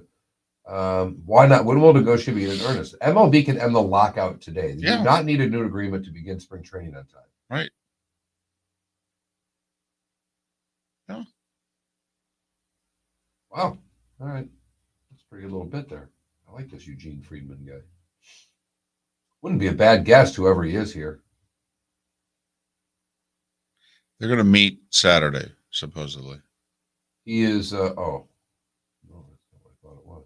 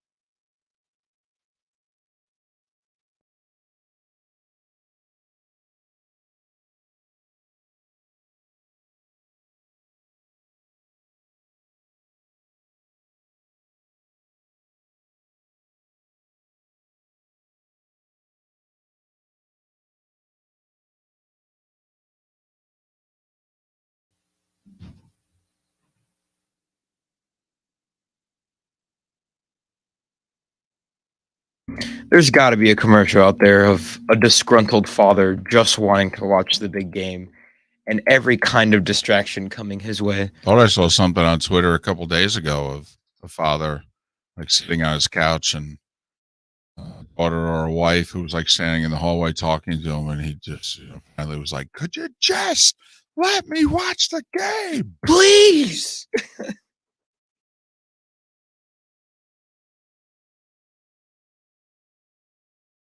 All right. What are the 4 best appetizers? If wings is on there. Look at this. Oh, we got appetizers now. Well, yeah. He's just run amok over here. Wings. We're coming back. I don't care. Okay.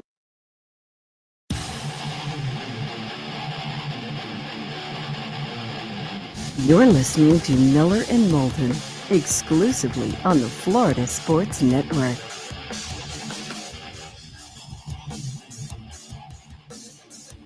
He's out of control, folks. He's out of control. 21 minutes before the hour, Miller and Moulton, the Florida Sports Network, the Florida Sports Network. We ever going to talk about this game, or are you just whenever you're ready? You just doing I'm in. wings and rings over there? I saw a good prop bet the other day. Cooper Kupp, longest reception, over under 28.5 yards. How many receptions longer than 28 yards has he had this year? Well, he's had a reception of longer than 28 yards in 15 of the 20 games played. There you go. That's what I was looking for. So So what's my plus number on that to bet that, or is it pretty even? That I don't know. I mean, come on. Come on. There's a few hundred of these suckers. I'm sorry. It's the one you brought up. I thought you had the odds with it, David. Yes, there are a few hundred of these that you brought up. You brought up one. I was just wrongly assuming that you would have what the Could you go back to the munchies, please? In fact, you might need some munchies. Eat a Snickers. No, come on. That's a valid question. It is to ask. a valid question. It is. By the way, is this our official poll question? Because apparently you're posting 11 of them today, but is the poll question, which is the best Super Bowl munchie? It's the poll question for the 7 o'clock hour. Tortilla chips and salsa, potato chips and dip, cheese and crackers, popcorn. What'd you vote for, by the way? I'm voting right now. I think I am voting potato chips and dip. It's kind of what I figured. I was between chips and dips and chips and salsa. I keep on thinking of contenders, though. Tater tots, taquitos. Well, first off, taquitos, this isn't a poll question for people under 20. But oh my God, but taquitos? All right, once again. You get a hot tray of Once taquitos. again, can you walk down aisle 4 at Publix and grab it and put it in your cart? That's the question. No. It's a Super Bowl Yes, munchie. it actually the is. sign says snacks. That has to be what is in this poll question. That's why, he's about ready to go. He's about ready to go McEnroe on Right. me. I just want you to know. That'd be down aisle. Answer 12. deviled eggs, taquitos, wings, meatballs. Really? You walk down aisle 4. They're prepared. You just take them. No, that's the question. The question, you jerk. It's 40 years old. It still works. It really does. Ugh. All right. What is it about? Let me ask you this question. Is there any one thing about the game that has you more interested in than anything else?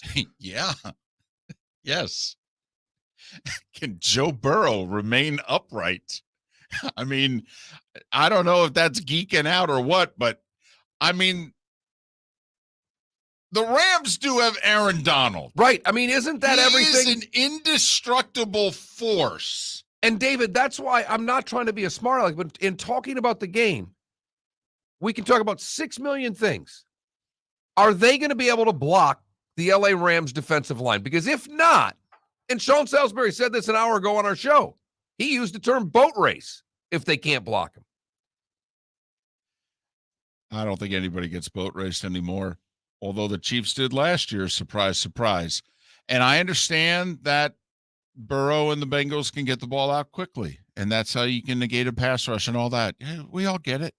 And maybe Burrow and company, just those wide receivers are better than the DBs, and he has literally just enough time to take advantage of those linebackers and safeties and do the damage that needs to be done. But my thought in this game is that there is one clear, the biggest mismatch is the Rams defensive front against the Bengals offensive line.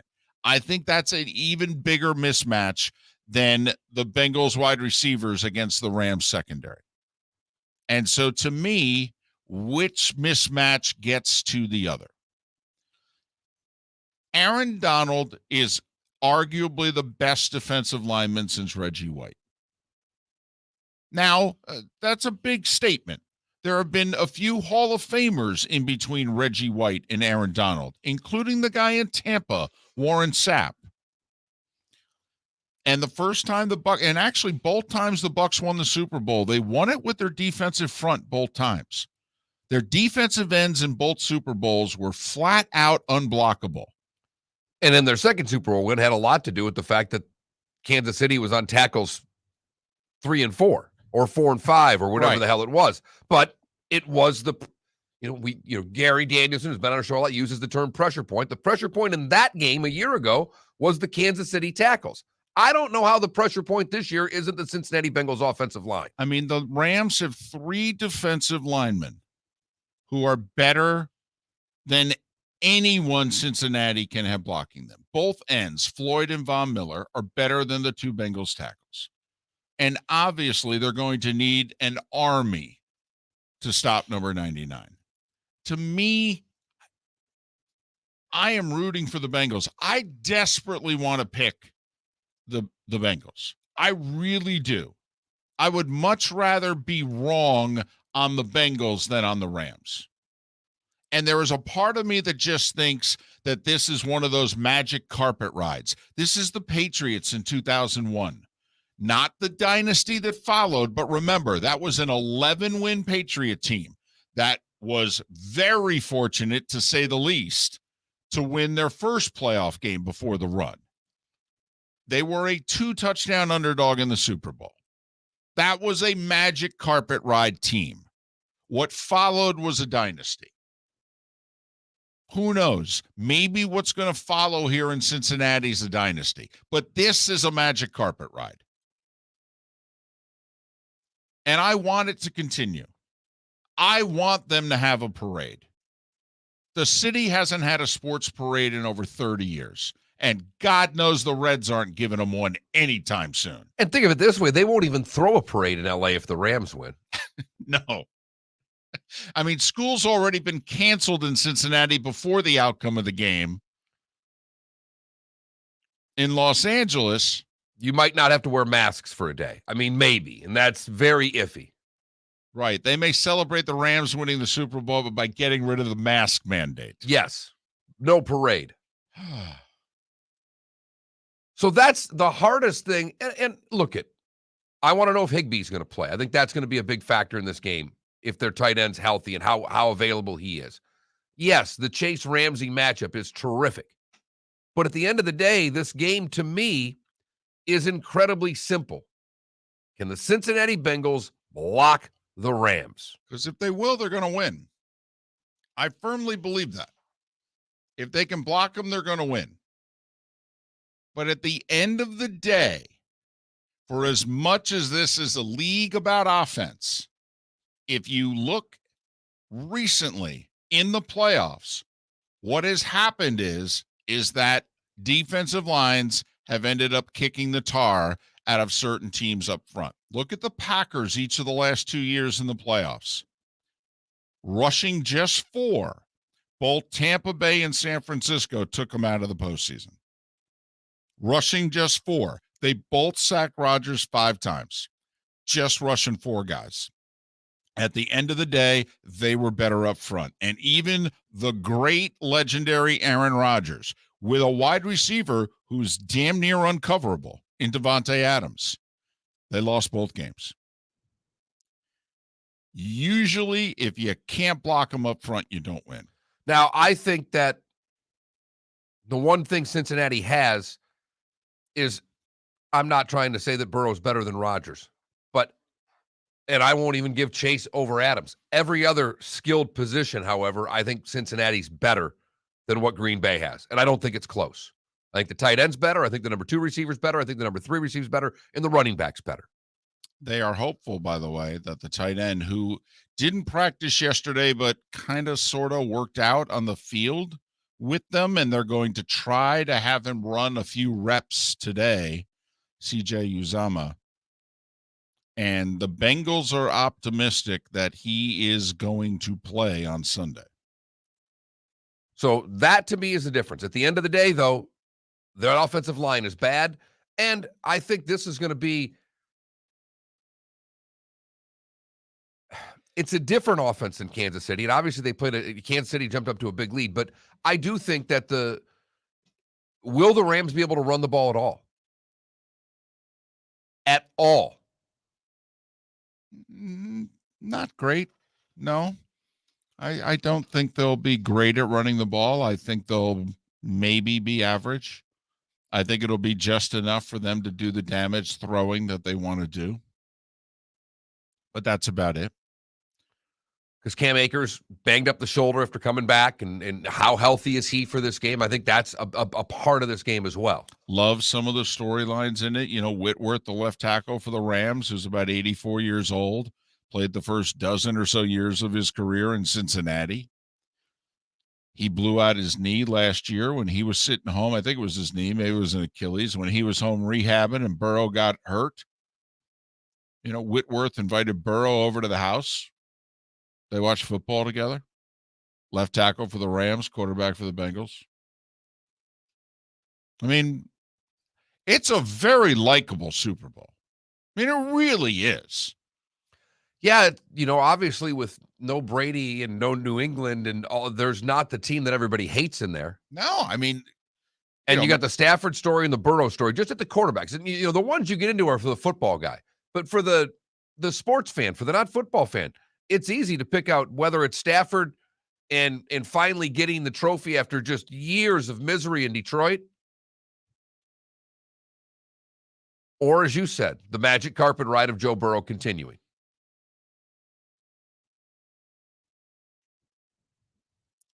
I think I'm going to pull the trigger, though. I think I'm going to go against everything that I've said.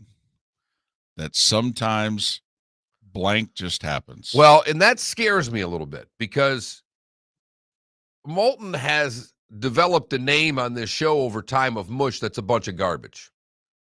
There are reasons that you can call him that from time to time. But one of the places where Mr. Moulton has been gold has been the last football game of the season. Your track record on Super Bowl picks is pretty damn good. I just can't get it out of my head. I got to be honest. Maybe this is just too big of a crush. Maybe this is Noreen Ziegler all over again. I mean, I am falling hard. When's the last time you saw Noreen Ziegler? Phew, boy. We had a reunion in 1980 or 1990. So. Haven't been back one since? Well, we haven't had one. Oh, really? Would you go back if there was one? Absolutely, I would. Yeah. People haven't seen it over 30 years. I mean, Mark, as they, have said on this show, I mean, I'm somewhat successful. And I'm not successful.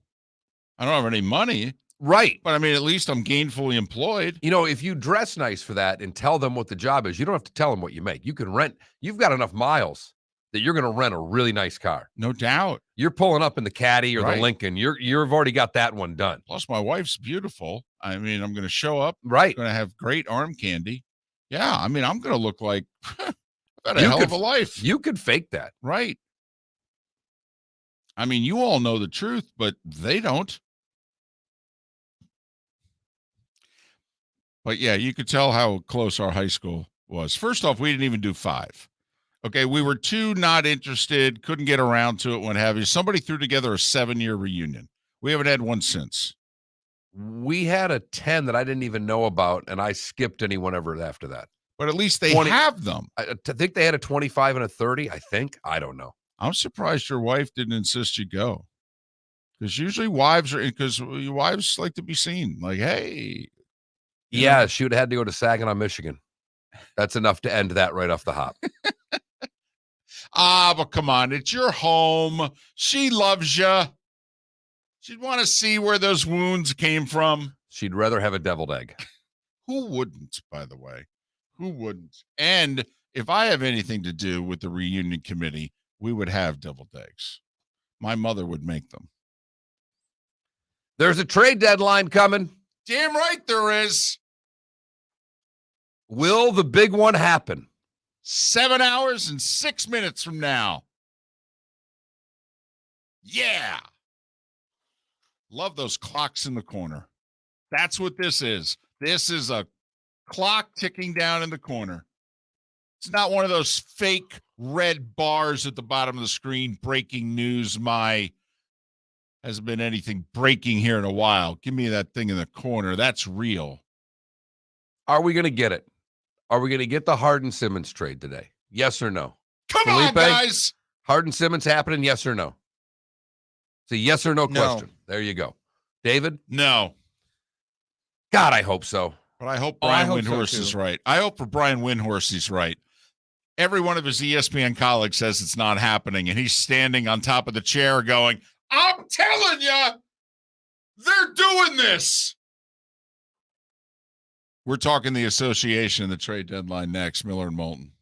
Bring your big mouth to John Smith Subs and indulge in their overstuffed subs with the freshest quality ingredients. Enjoy our famous steak bomb with perfectly grilled marinated sirloin steak topped with provolone cheese, grilled onions, peppers, mushrooms, crispy bacon, juicy tomatoes, and creamy mayo. Boom! Made-to-order crispy fries can be paired with the Gator, the Cuban, the chicken bomb, or the Italian. Love local. Eat delicious with John Smith Subs. Find a John Smith Subs location near you today. The Firestone Grand Prix of St. Petersburg, presented by RP Funding, roars through the streets of beautiful downtown St. Petersburg, February 25th to the 27th. 3-day tickets are on sale now at gpstpete.com. It's fast, fun, family entertainment jam-packed into 3 days. The weekend is highlighted by the NTT IndyCar Series race taking the green flag on Sunday afternoon. It all happens at the Firestone Grand Prix of St. Petersburg, presented by RP Funding, February 25th to the 27th. Get your tickets at gpstpete.com to secure the best seats. Hey, it's Mark Miller for the Training Grove by Orange Whip Golf, where golfers go to get better. Improve your golf game from home with Orange Whip Golf and Fitness online swing training program, The Training Grove. With a growing swing training video library and a daily program prescribed by golf fitness professionals, The Grove provides a clear path to unlock your most powerful swing, giving you control of your game like never before. Join thousands like me who have finally found a way to achieve results in half the time of traditional game improvement methods with The Grove's revolutionary blend of golf fitness, instruction, and award-winning Orange Whip products. Go to orangewhipgolf.com to get started for a free 14-day risk-free trial and use code Miller10 to get $20 off your first month. That's orangewhipgolf.com to get started for a free 14-day risk-free trial. Remember to use code Miller10. That will get you $20 off your first month. The Training Grove by Orange Whip Golf, where golfers go to get better. You are listening to Miller and Moulton on the Florida Sports Network. On Twitter. But do you like Takis, Mark? No. They're really spicy. I'm with you a little too much, but taquitos I love. I'd rather have flaming hot Cheetos than Takis. See, I could have put plain Cheeto on that list. There's See, so Cheeto- many contenders. Cheese puffs. No, Cheetos. Cheese puffs are fake Cheez-Its. Or they're fake Cheetos. All right, wings Cheetos are better, yeah. Wings, jalapeno poppers. Jalapeno. I've got to spell it right. Jalapeno. It's just a lot easier for me to say that when I'm spelling Mozzarella sticks. it. There you go. By the way, so trashy for you, but like What? Mozzarella sticks. Oh I mean, my they're God. Just, Don't even get me started. they're so awful Dude. for you, and they're so delicious. Miller's mozzarella sticks. It's like a hot dog. I really don't Come on. want to know. I don't want to know. I don't want to know. But just give it to me. I know there's a way to make these pretty well. I'm likely eating something that was not made that way. That's okay. Ooh, Arch, I like where you're at with pizza rolls there. Oh, it's another one. That's what That's an Wings, poppers. addiction. See, I might put pizza rolls on before mott I sticks. think we need a Sweet 16. We don't have time. We don't have the. I will coordinate everything. Great. Do you have a site that we can do that people can vote on that you're aware of? It's called Twitter. No. Yes. To do an actual bracket, you need a bracket site. No, You can't do brackets on Twitter. You can do a thread. You do a thread. You go 4, Okay. 4, 4, 4, and then we have It's finalists. And then complicated. It's a lot of work. Yeah. I can do it. But you got to produce right. the show. All right. Wings, poppers, pizza rolls, deviled eggs. Oh, man, might be the best poll question you've ever put together. Honestly. Chicken fries. Slept on.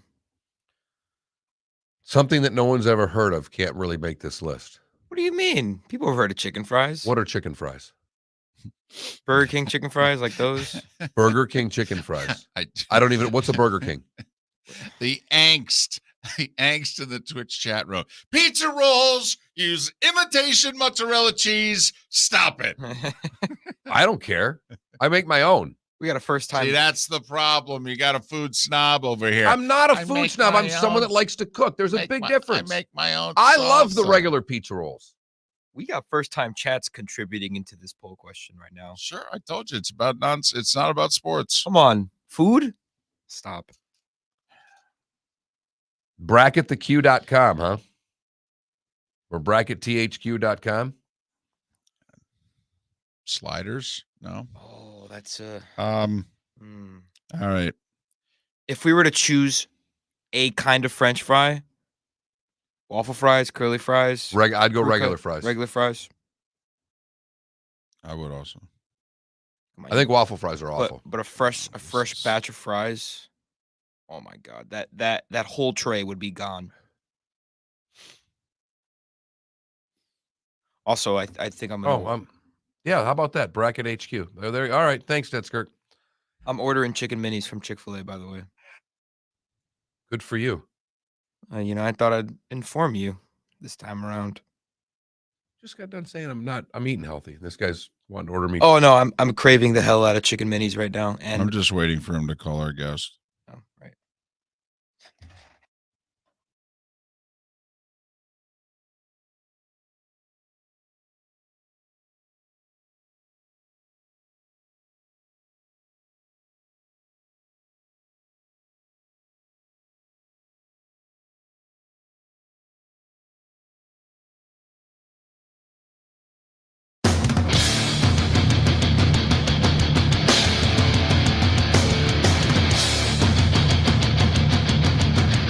You are listening to Miller and Moulton, exclusively on the Florida Sports Network.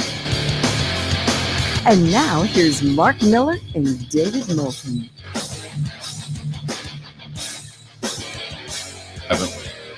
We have absolutely lost you. Miller and Moulton, the Florida Sports Network, the Florida Sports Network. We started talking the Super Bowl last hour and all aspects of it, where are you going to watch it, food. And once we brought up food, I lost my co-host. He's firing off the poll questions. Best Super Bowl munchie, best Super Bowl appetizer. Go to that Mark Miller, the David Moulton, FL Sports Network, and please feel free and vote. Right now, we're going to talk my favorite subject of the day. We have a trade deadline. Thank you very much, ladies and gentlemen. 6 hours and 58 minutes and counting. Leigh Ellis, who co-hosts the No Dunks NBA podcast for The Athletic. You can follow Leigh on Twitter at Leigh Ellis, Leigh Ellis. Leigh, David, and Mark, how are you? Fine, thanks, guys. Thanks very much for having me. Well, thanks for coming back. So far, by the way, with what's gone down, it's been pretty fascinating. I know it's a bunch of teams that are not the most popular, but I mean, we've had a 7-player deal with 3 draft picks. We've had a 6-player deal with multiple draft picks. We had a 3-team deal yesterday in which teams are actively acquiring an injured player to clear cap space. I mean, Leigh, I think this has been one of the best trade deadlines in the NBA in years. Yeah, I mean, there's been plenty of movement. You've had some star names, of course. There, CJ McCollum's probably the biggest name that's been moved so far. Maybe it's a bonus, I guess, as a 2-time All-Star, and CJ McCollum isn't. But I think you're starting to see those first dominoes start to fall. And now, as we close in on the deadline later on this afternoon, I just wonder if we will get that big, big deal that we've all been hoping and expecting to happen between potentially the Nets and the Sixers, because that's the one that's being talked about now.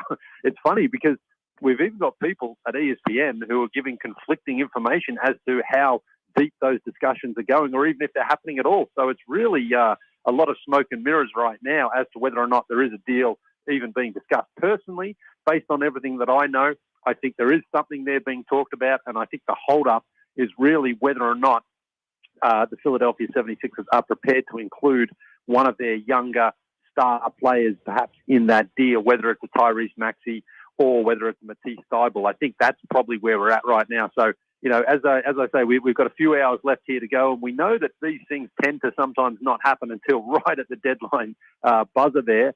So I think that's where all the eyes are focused right now. But, yeah, you mentioned already a couple of good names being moved, and I think the biggest shock probably was still Tyrese Halliburton being traded away from Sacramento, because of all the guys the Kings have got to trade, and that's Buddy Hield, who also was included in that deal, but Harrison Barnes and De'Aaron Fox, I would have thought Tyrese Halliburton was the one guy they would not be moving away from, simply because Halliburton was drafted by them. He's only 21 years old.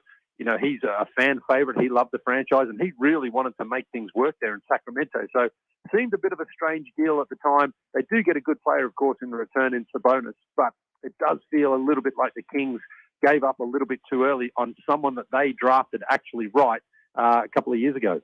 Yeah, the way I read through that, and correct me if I'm wrong, is it was almost a trade for a similar player. Sabonis a little bit better, but older, and not looking at the upside here. This seems very Sacramento Kings to me.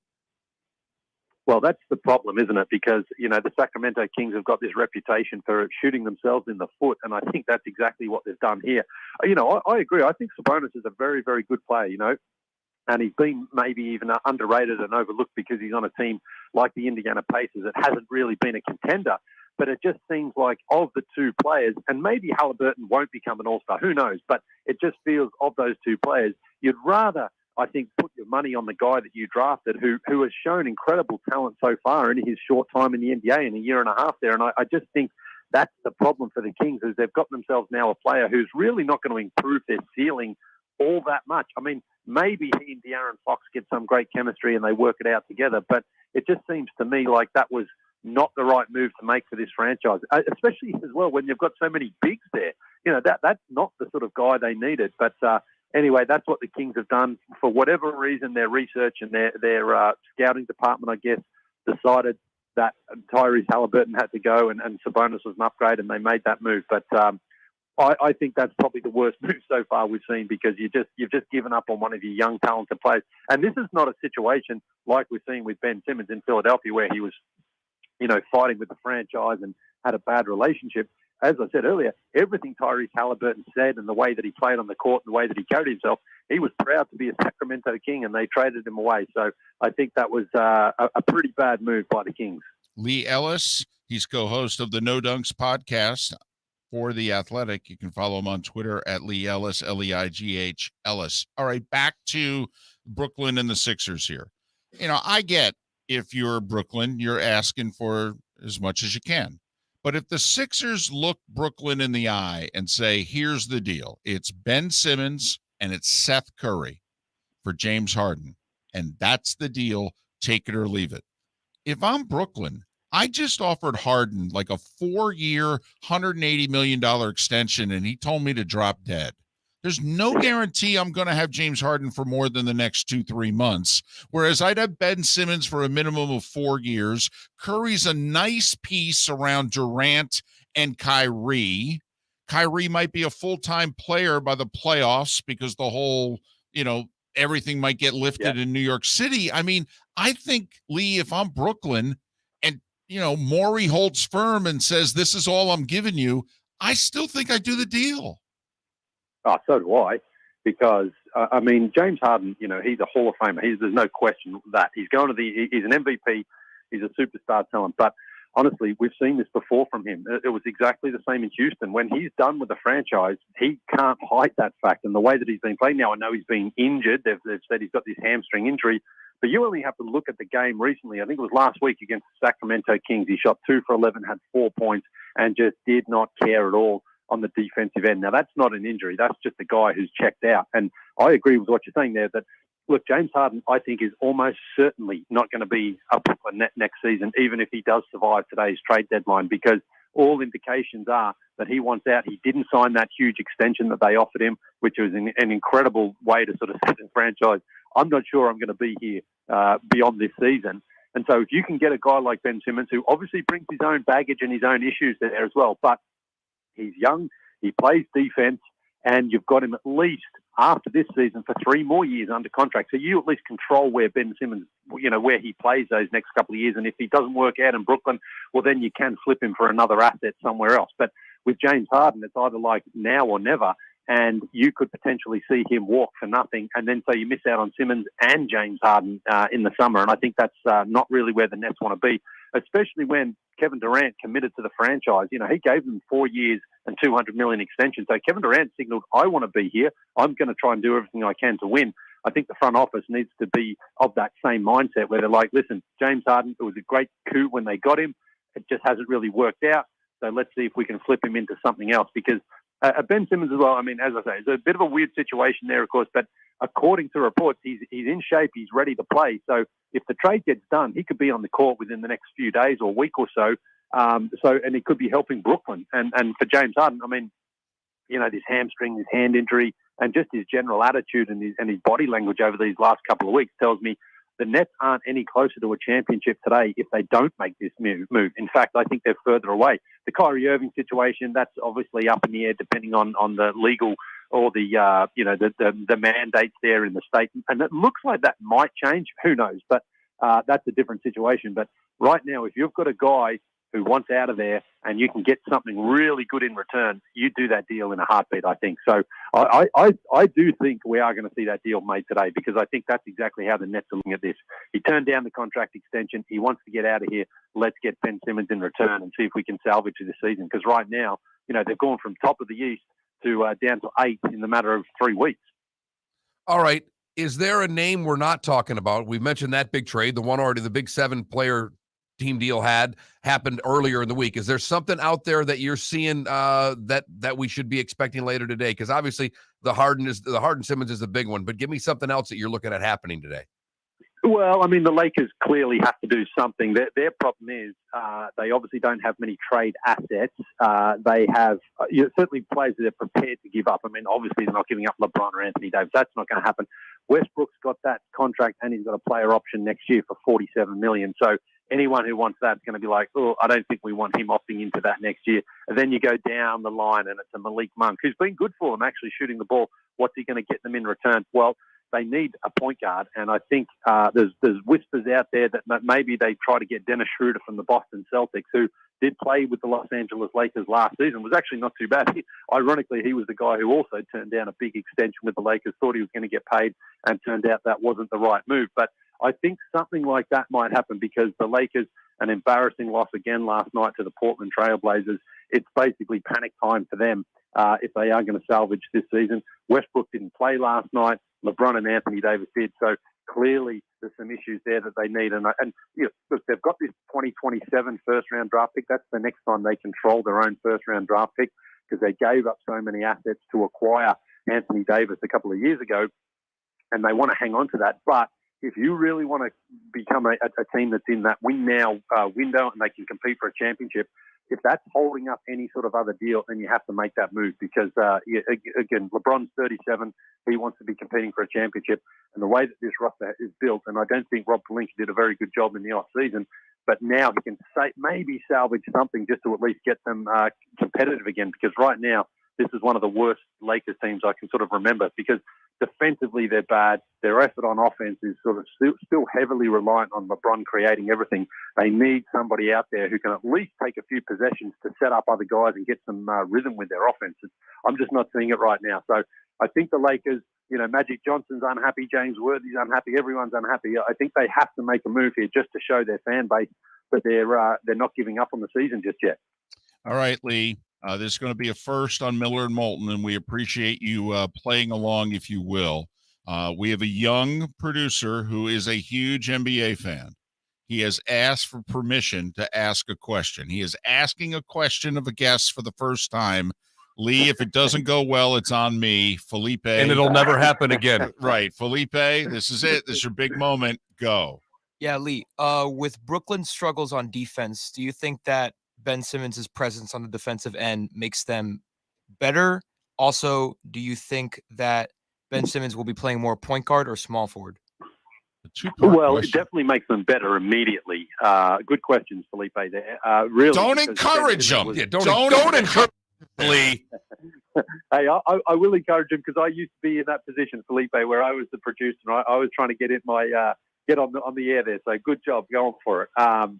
No, look, Ben Simmons, I mean, he was runner-up defensive player of the year last season. He was an all-NBA first-team or first defensive player. So, yes, immediately, and this is the biggest problem I think the Brooklyn Nets have is, look, when they have Kevin Durant and James and Kyrie offensively, they're probably the best team in the league in that sense, but they've got a big problem in the middle, that they've got older guys like a LaMarcus Aldridge, or they've got the young guy like Nick Claxton, who's just not physically big enough to really stop guys like Giannis or Joel Embiid. So Ben Simmons gives them at least that physical defensive presence. As for your other question about playing point guard, well, I mean, again, a lot of this depends on Kyrie Irving and whether or not he's playing. If Kyrie Irving's playing, then no, I don't think Ben Simmons plays a whole lot more point guard. But in the games that he's unable to play, then it makes sense. Obviously, James Harden wouldn't be there because he'd be in Philadelphia. But then Ben Simmons, yes, that sort of high-speed, high-paced offense, that could be really, really good for Brooklyn. Now, they need other guys back like Joe Harris. Not sure when he's coming back. But you've got Patty Mills out there and Cam Thomas as well. So if you've got guys who can shoot threes and get out and spread the floor, then that's when Ben Simmons is at his best in that point guard position. We know he struggles to shoot the ball himself, but because of his size at the point guard position, he can really, really make things happen for Brooklyn. So this is the other thing. I think this trade, if it was to happen, really does help both teams, and I hope it happens, because that would give us another a lot of content over these next couple of weeks as we all dissect it and divulge it and see who comes out on top. Leigh, appreciate you making time for us once again. Continued success with the No Dunks podcast for The Athletic. You can follow Leigh on Twitter if you don't already at Leigh Ellis. That's Leigh, Leigh Ellis. Leigh, thanks so much. Thanks very much for having me, guys. Leigh Ellis, talking a little association, 6 hours and 45 minutes away. A trade deadline in a major North American sport. Need we say more? That and Super Bowl munchies. I mean, that's a show right there. It certainly is. Apparently, there's a big football game Sunday. Trade deadline and munchie food. I don't know if I need the game. You let him in, he goes two-parter. I know. Can you believe that? That's really bold. It is. It's incredibly bold. It's the generation these days, Mark. I saw what was going on, and I allowed it to happen. I had my head down shaking. I can't believe you don't realize the trust he has in you, Felipe. And I'm not kidding, because I've worked with David for 15 years. We've had several people sit in that seat. That is the very first time anybody has ever been allowed to ask a question out of that seat. I think it's also the first time anyone's asked, which also shows part of his personality. You got that right. Felipe just realized, all right, he dozed off a little bit. It was NBA, and he's busy typing his 7th and 8th food poll questions over there. So you took advantage of him in a weak moment. May not happen again. 16 minutes after the hour, Miller and Moulton. Thanks for being with us on the Florida Sports Network.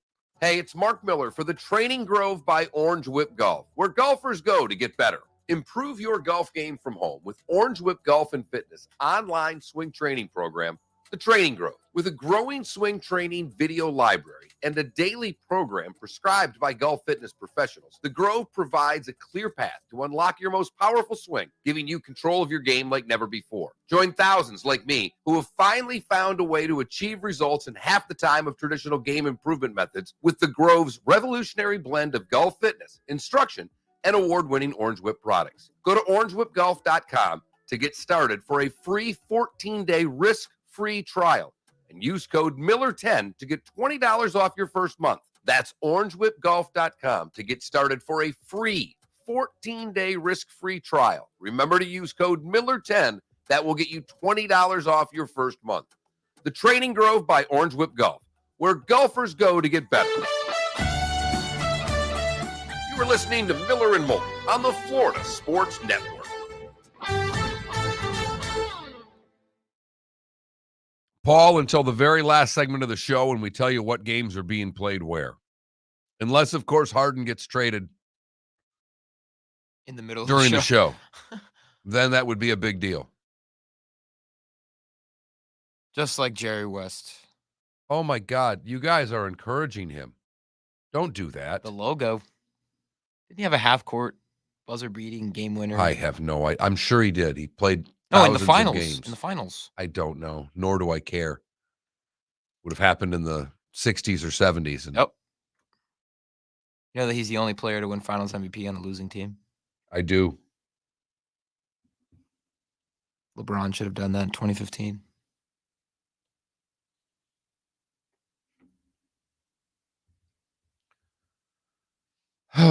Paul, I respectfully have to apologize because apparently it's not.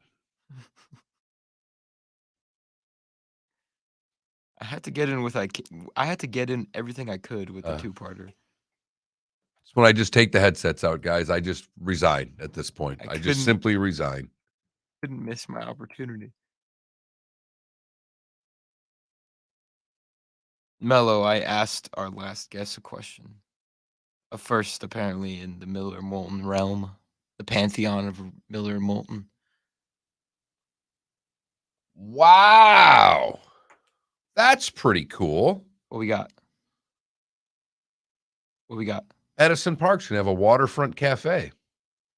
Or the Edison Estates are actually opening a cafe there. That's cool. Where's that? On McGregor, the Edison Ford Winter Estates. You've heard of those guys?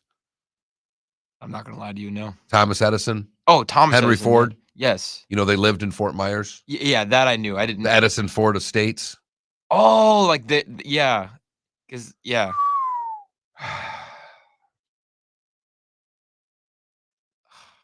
Are you really gonna? Oh. You see? Do you see what I'm dealing with?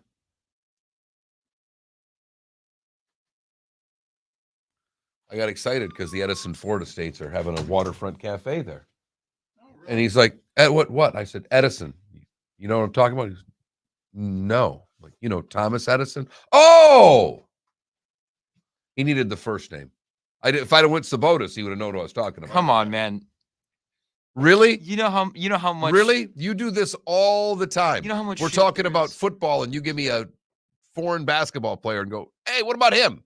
Oh, Drazen Petrovic. Of course, Sabonis, you know, he's not the first Sabonis, which makes me think of Craig Kilborn. Do you remember Kilborn and Haber, the Feel Good, the late Sports Center? And Craig Kilborn said, it's not your views, it's our views.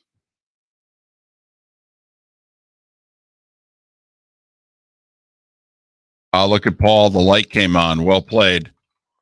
Well played. Yes, Hops. They were kind of a big deal. Edison, Ford, Firestone created a few jobs.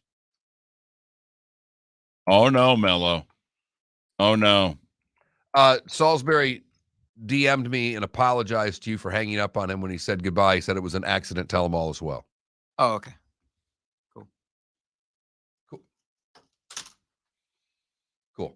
Cool. Sean Salisbury DMs to apologize to a Right. 21-year-old. You know what he gives me? Yeah, cool.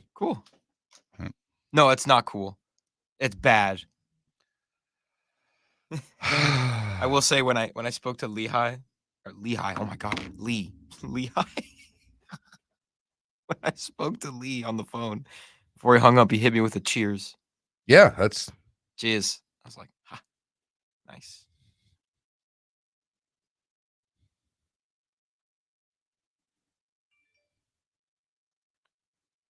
Canada, I would love to have Goran, but not as a player. We don't need him.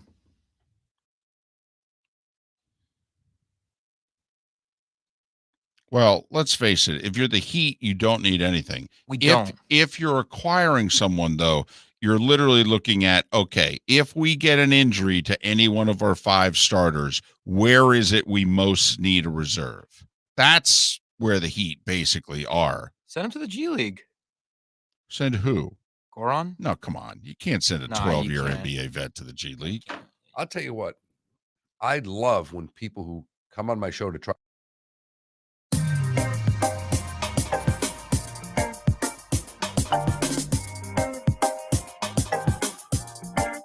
Welcome back to Miller and Moulton, only on the Florida Sports Network.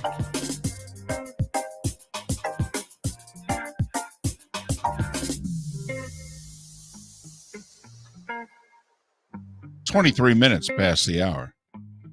Miller and Moulton, the Florida Sports Network. The Florida Sports Network.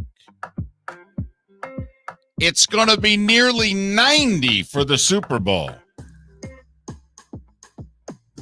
It's a little warmer than ideal, I think, for everyone. The fans, the players, everybody. Can someone help me? I'm sure we'll find out in the next couple of days is to how hot or more hot the canopy, and because it's an outdoor stadium. Well, that looks like a, you know, I mean, that basically, are we in a sardine can in which this sucker is going to get really warm? Right, in which air to. All right. Week 3, Tampa was out there. We did the game. It was warm, but I don't remember it being 87 warm. That it was comfortable. You know, it's Southern California. It doesn't get too hot, doesn't get too cold. Right. It never rains in Southern California. I mean, it's we all not know it's not San Diego weather, which apparently is just the greatest of all time. All right, but it's, you know, it's in the area code. Right. And I don't remember it being hot. I remember it being loud. And an overwhelmingly Rams crowd, which was surprising because in every game since, the visitors, whether it was the Chargers or the Rams, the visiting team had at least as many, if not more fans as the home team. That one was well over 90% Rams. It was amazing. Why folks would go to that game, think about it. They went to see Brady play. Right. But they would not go to see the Rams play in an NFC Championship game. They'd rather the Niners fan have those tickets, whether they sold them or they just didn't buy them and they said, you buy them up. But I don't remember it being, wow, it's hot in here. No. But they think it's going to be genuinely warm. I mean, let's face it, for the longest time, this game was played in late January. It was tough to find a place in the country that was hot in late January. Now we're into early and damn near mid-February. Still kind of hard to find a place. I mean, how often is the Daytona 500 hot? And that's the latter part of February. I mean, it's beautiful. It's ideal weather. People around the country watching it going, wow, look at that. 78 and sunny in the third week of February. That's unbelievable. I mean, there's a place like that in this country. In fact, when you talk Daytona, there's more Daytonas that are in the 50s than are in the upper 70s, low 80s, if you know what I mean. Totally, right. You know, like if it was in a week and a half, if it was 87 in Daytona, we'd be like, damn, that's hot. Have to figure out when it starts cooling down, how it's going to affect the cars, David, right? How it's going to affect the track. It's going to be slippery, right? Tires are going to be big, Mark. Tires are going to be big. David, who never speaks with an accent, says tires with an accent. That's the best part. You can't help it. We go tires. All I can think of is interviewing Harry Gant literally in a garage.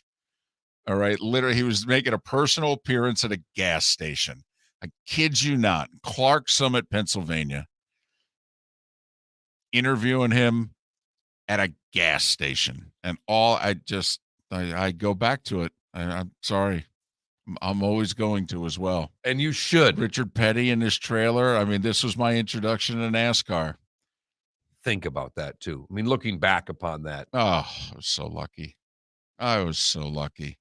Gant and Parsons, Bill Elliott, Richard Petty.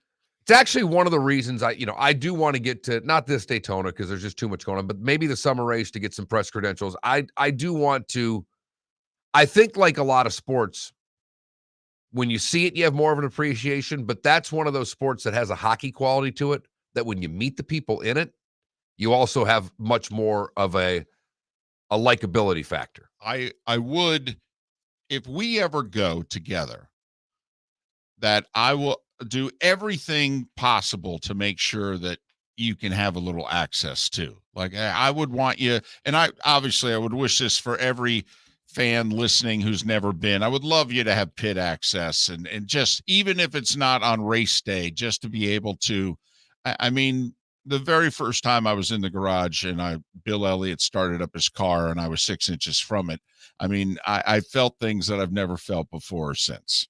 I mean, it's a sound that stays with you forever. Well, and I forgot, it was a Napa event because they were one of my clients when I did sales and this, and they brought their secondary car down for some event at some shop, and I went and they fired that sucker up. Right. And you're like, oh snap. Oh, okay. Yeah. That makes the hair move. Yeah. Darn right it does. Yeah. Uh-huh. And there's 40 plus of those suckers driving around at the same time. But we've been lucky enough to interview 8, 10, 12 different drivers over the, maybe more than maybe, probably, but we've had some on multiple times and some at the top of their career and some in the middle. Not one of them has ever been a bad interview. No, they're fine. They all get it. Yeah, I mean, they're nice, they're polite. It's kind of like a hockey player. They're all great. It's the question, can you get something out of them, though? But I got you. But the polite and nice just goes a long way. It does go a long way. Yeah. That's why sponsors want to be involved in the race, in the sport. But 87 would be hot. 87 would be really hot. And would be uncomfortable it would be where you could see cramping up in the fourth quarter type thing because they've not dealt with, nobody has. I mean, that's the other side of this. When's the last time either of these teams have played a real warm weather game, if you know what I mean? Probably first half of October, maybe. Maybe. Right. And that's why I think, plus also it's the Super Bowl. You're going to be a little nervous. You're going to be a little excited. You just, even as a pro, you could see where a couple of guys might get dehydrated. You have seen that in some of the Miami Super Bowls. I will say that. Even though it's difficult at that time of the year to get some humidity, you've seen it a couple times. Guys cramp up late in the Super Bowl. It's a long game. They exert more energy, the whole deal. So I'm just curious, will it be a factor? Will it be a factor? Will the guys' conditioning just not be ready for a warm day where they're probably going to sweat a lot more than they have in months? And I'll go back to this. Then what's the weakest unit on the field? The Cincinnati Bengals offensive line. I mean, to me, of all the units on the field, the weakest unit out there is the Bengals offensive line. And they're the ones that, to me, would be most, the offensive line, defensive line, the trenches, are going to be most affected by this weather. Just saying, David. It's another little check mark against the Cincinnati Bengal offensive line. The other thing, Mark, is how will the weather affect the halftime entertainment at all? I mean, it's going to be much too warm for those entertainers. Much too warm. I doubt that. They'll be fine. They'll see, the difference is all they have to do is add a few few floor fans on the stage. Watch a lot of hair movement. Well, that's true. That's not true. of the rappers, but of the dancers that are around there, because I don't know if any of them have hair other than Snoop. I will say on the concourses and what have you, I'm sure they'll, for the fans, it'll probably be a decent experience. I mean, big concourses there. And not if it's 90 degrees. Well, I think there's air because, once you get into the bowels of the stadium, it feels like a dome. It's when you go to your seat in which you realize, oh, wow, both sides are open.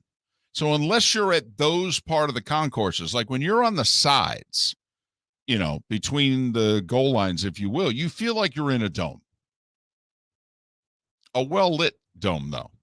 Because, they've got it where the sunlight comes in from the sides. Right. It's an interesting stadium. It's beautiful. It's unique.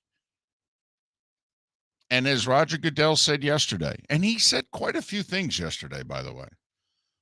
But as he said yesterday, we're going to come back probably often. Mr. Kroenke's going, $5 billion, and I took care of the lawsuit. You better be coming back here. Someone's going to lose out on this. Tampa's already lost out. But Indy or Atlanta will lose out by L.A. and Vegas getting into this rotation. I think the NFL is about to do Indianapolis wrong. Because, first off, I think they're about ready to take the combine away. Which would be a terrible mistake. It's a huge mistake. No one in the league wants it. This is basically just moving our operations. We're going to be based in New York and Los Angeles, is what the NFL, I think, is doing. Because Park Avenue is where the offices are and what have you, but I think they're going to move NFL networks in the bowels of SoFi Stadium, and the thought is that we're going to move the combine there too. Not that they care. Cost a hell of a lot more money to have the combine in LA than Indy. Yep. A hell of a lot more money. Sure does. I mean, every single factor, hotel rooms, flights, every part of that will cost more money. I mean, granted, the weather's a lot nicer, but the combine takes place indoors. Indianapolis is built, though. You can walk. I mean, the hotels are all right there. They surround Lucas Oil. I mean, everybody can walk to everything. And I guess they're thinking they could do things later in the day and it becomes a primetime event for television because people are watching this. Well, that's the only, I mean. I know. Listen, most of us don't think about the NFL network. We just don't. They're still trying to figure it out, but I don't know how well these combine shows are doing. I mean, I don't know, live, David, you've said it forever. The only thing left is live programming on television. While you and I think combine programming is bad live programming, nonetheless, it's live sports. What is it? Helmets and shoulder pads, isn't it? Yep. Even though a lot of times they're not wearing shoulder pads. It's at least helmets. Hey, at this rate, the NFL is so damn popular, I'm waiting for the combine to go off NFL Network and be picked up by a 3 or 4 letter network. Miller and Moulton, 26 minutes before the hour, the Florida Sports Network. Hey, it's Mark Miller for the Training Grove by Orange Whip Golf, where golfers go to get better. Improve your golf game from home with Orange Whip Golf and Fitness online swing training program, The Training Grove. With a growing swing training video library and a daily program prescribed by golf fitness professionals, The Grove provides a clear path to unlock your most powerful swing, giving you control of your game like never before. Join thousands like me who have finally found a way to achieve results in half the time of traditional game improvement methods with The Grove's revolutionary blend of golf fitness, instruction, and award-winning Orange Whip products. Go to orangewhipgolf.com to get started for a free 14-day risk-free trial and use code Miller10 to get $20 off your first month. That's orangewhipgolf.com to get started for a free 14-day risk-free trial. Remember to use code Miller10. That will get you $20 off your first month. The Training Grove by Orange Whip Golf, where golfers go to get better. You are listening to Miller and Moulton on the Florida Sports Network.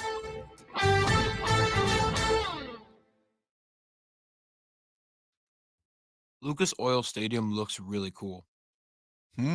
Lucas Oil Stadium looks really cool. It's, to be honest, it's a standard dome. It's where it's located, how convenient it is in the city. Indianapolis is cool if you're there to like be part of an event. You can walk to your restaurants, your hotels, and that's cool. Once you get there, it's like, wow, this is convenient. This is awesome. So is it better looking on the exterior or the interior? It's a standard It's a dome standard on the dome. interior. There's Yeah. nothing great about it at all, actually. Yeah. But, you know, it's where the combine is. Yes. Yeah. Also, it's the middle of the country. It's a lot easier, Everybody to get right. to. Very few people have more than a 3-hour flight to get there. Yeah, that'd be stupid if they moved that to LA. Really dumb. That'd be so dumb. They will, though.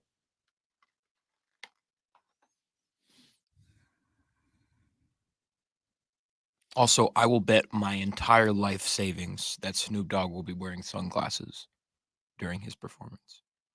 Well, I think that's fair. That's a given. Looks like there was about 1,500 people at that game last night, David. What game? FGCU. Yeah. I'm watching a highlight Yeah, right now. Maybe Easton's made basketball. 2,000. And I just see behind the visiting bench, there's nobody. We kicked some ass. I'll tell you that. I'm sad because I'm not going to be able to go to the Saturday's game Why? because I'm going to the Miami Heat game against the Brooklyn Nets. Well, that's cool. That's a better choice. Yeah, it is. But, you know, I only got three home games left of my FGCU career. Then you got to start paying for them. I know.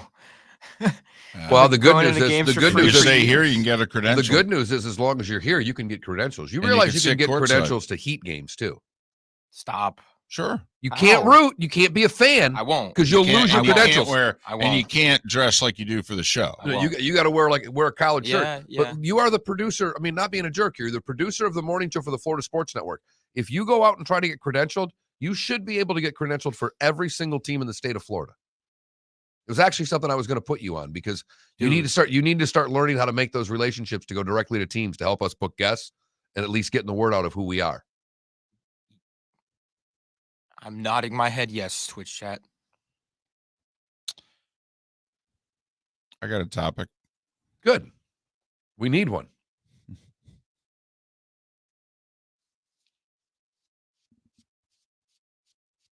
Klecko, who would the Lakers get in return, though?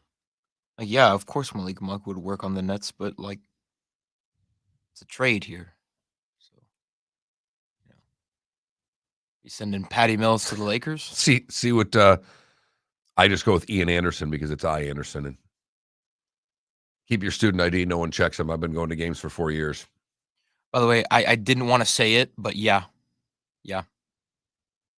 I know a kid that dropped out like 3 years ago. He still goes to games with his old beat up FGCU ID. Now, what's gonna suck though is I'm not gonna be able to go to the gym anymore. That's gonna suck because they scan it. Oh, you'll be at San Carlos Park. They play a lot of ball there. I'm not joking. It's right. Oh yeah, I bet. But I will say the new rec center at FGCU, the courts are really nice, and they have really good balls, like the rock ball. The Estero Rec Center actually has decent courts indoors, and I think it's $5 for a lifetime membership. Really? Yeah. Get the hell out of here. I have one. I still have the card. Wait. What? Where? Estero? Where? Estero Community Center. It's on Corkscrew. It's a mile freaking from here. way. You go to Corkscrew, make a left, go down a couple blocks, make a right. Community park, I guess. Yeah. Yeah. Yeah, there's a dog park and there's a bunch of outdoor stuff, but they have an indoor, like they have a gym, a workout gym. It's the gym costs more money, but when I worked here for a good 6-8 months, we'd go twice a week and play ball. We were playing ball on like Mondays and Fridays in there. There was a bunch of us from work that would go. Yeah, I voted there. Yeah, there you go. Also, go Hatters. Look at that.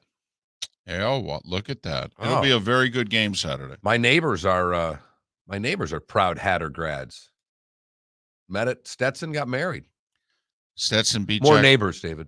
Look at you. Coming back.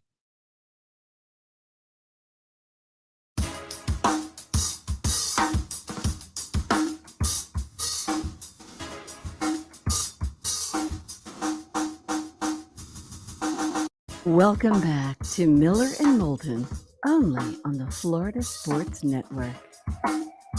19 minutes before the hour. Miller and Moulton, the Florida Sports Network, the Florida Sports Network. Very quietly, tonight's a big night in the NFL. Oh, it's awards night, right? Yeah, see what and Hall of Fame night. There you go. What used to be the day and night before the Super Bowl has been moved up. And it's in prime time. I believe it's on ABC at 9 o'clock. Before the awards show, and, Walter Payton Man of the Year, MVP, etc. By the way, quick tangent. There was a blog report a couple days ago, which no one else has picked up, that said that Rodgers has already let the Packers know he's coming back. And the Packers said, well, we'll let you make the announcement when you win your MVP. So we'll see. I mean, remember, Aaron Rodgers told the world a year ago that he was engaged when he picked up his MVP. And so there'll be a few eyeballs tonight. I would expect if Aaron has any news, he'll let us know tonight. Aaron's savvy. He's something. Yeah. Well, yeah. Is what I would say. He's a different duck. There's no doubt about it. But Hall of Fame, which I believe will get announced just before the awards show. But the vote's already taken place. We had Gary Myers on a week or so ago. He's one of the 49 Hall of Fame voters. He said, yeah, we did this 2-3 weeks ago. It's done. We all know who's getting in. We can go through the 15 finalists again, but 3 of them played for the Florida teams. Tony Baselli's whole career was with the Jaguars. I mean, he's spent a year on injured reserve with the Texans. But Rondé Barber's entire career was with the Tampa Bay Bucks. And Zach Thomas played all but 1 year of his career with the Dolphins. 13 years, 12 of them with the Dolphins. Barber, Baselli, Thomas. Do we have one of the 3 get in tonight? I think Baselli gets in. And if I were to rank them, I would go Baselli, Thomas, Barber. If I were to rank them in terms of Hall of Fame support, I still think Zach Thomas is fighting uphill. He's just starting to make some traction. But I actually think with the Hall of Fame voters, I think Rondé is ahead of him. Oh, really? I do. Because of how unique Rondé is. And I just thought, like you said, the case for Zach Thomas over the last 2 years, the numbers that have been put out, yes, a flat-out PR campaign has been done on the back of Zach Thomas of saying, wait a minute, Urlacher's in and Zach Thomas isn't. Can we show you the numbers? Right. Yes. And I feel like Zach Thomas is the football's version of Burt Blyleven, in which Burt did not start a PR campaign. Others took a look at his numbers and said, are you guys really looking at his resume, at his career? And that's the same things happened with Zach Thomas. And that's the only reason why I have him just slightly ahead of Barber. You could very well be right. That's how I would rank him. I see what you're saying as well. Aren't you surprised that, like, I thought Zach Thomas was going to be more involved with the Dolphins organization when his playing days were done. I got to be honest. I actually thought he and Jason Taylor together were going to be more involved with the organization. You know, it's something you think about more than me, and I'm not trying to say I didn't think about it. Even if it was broadcast in their damn games. Well, now you're on to something, because their booth to me is so antiquated, it's not even funny. I find it to be bad radio, a really tough listen. And we know bad radio. We do it every day, 4 hours, 6 to 10. Florida Sports Network, everybody, get on board. Maybe that could be a slogan. Put it on shirts. We know bad radio. I'll tell you what, when you get a shirt, you can start putting a slogan on one. We got 2 the other day at our meeting. 3. I gave one to Felipe. He's got a shirt too. Wow. He asked a question. Now he's got a shirt. Well, he got the shirt first. That's what allowed him to ask the question, David. Creating a monster. I don't know if even you have any idea what's going on over there. Okay. Here are the other finalists. And obviously, I mean, it's already taken place. We just don't know the results. But usually the way it goes is 15 gets reduced down to 6 or 7, and then they vote. And 4 or 5 go in. Jared Allen's a finalist. Take a look at where he is on the career sacks list. Willie Anderson. This would be popular because he spent 13 years in the NFL, 12 of them with the Cincinnati Bengals. And we have seen where if a team makes the Super Bowl or there is a connection to a city where the Super Bowl is in, it seems as if that person's candidacy gets a boost that year. I don't think Willie Anderson gets in. I don't either. And I will say, I think there are a lot of Bengals fans that are like, we would rather have Ken Anderson in before Willie, but hey, you take them where you can get them. We mentioned Rondé Barber. We mentioned Tony Baselli. I'm just going alphabetically here. Leroy Butler, 12 years with the Packers. And they were tremendous during those 12 years. I mean, he was 1990 through 01. I mean, somebody from that defense, right? Besides Reggie, that's kind of where his candidacy's picking up some steam. It's like, hey, Reggie White was the only good defensive player we had. Devin Hester. I don't think he's a finalist. This is the only one I have a legitimate complaint about. The returner. Are we sure about this? Punt returner, kick returner, never really stood out as a wide receiver. As a rookie, did return the opening kickoff of the Super Bowl for a touchdown. And this is his first time on the ballot. As a finalist. As a finalist. Right? First-time finalist. I'd be stunned if he got in. That would be the one that I would be like, oh, my goodness. I'll make you a prediction. I think this guy gets in. Torrey Holt. Who are the other receivers on the list? Sorry, I know you've got this in alphabetical. Andre Johnson, Reggie Wayne. And it's tough to go Torrey Holt over Reggie Wayne. It really is. It is. But I will say this. Torrey Holt, I believe it's him and Jerry Rice in terms of the number of consecutive 1,000-yard seasons in NFL history. I think it's 7 in a row. I mean, you know, greatest show on turf. I will say you have to start to wonder, how was that team ever bad? Now, they did acquire Falk from the Colts there, but, you know, I mean, and remember. Right, they had Bettis before that. Well, right. I mean, you just start. So let me guess. So Warner's a Hall of Fame quarterback. Falk's a Hall of Fame running back. All right. Isaac Bruce, a Hall of Famer. We think Torrey Holt's going to get in one day. Orlando Pace was on the offensive line. Aeneas Williams played corner.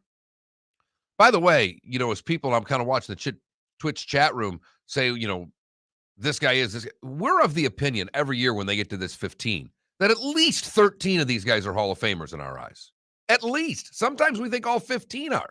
That's why this is so hard. And as we pointed out the other day, look at who's retired in the last couple of years. Look at what these lists are going to be like going forward. Mentioned Torrey Holt. I mentioned Andre Johnson, who did 12 years with the Texans and then a year with Indy and a year with Tennessee. Another guy, you know, played on teams that never made deep playoff runs. He played for the Texans. You didn't watch him play a whole lot. His numbers are obscene.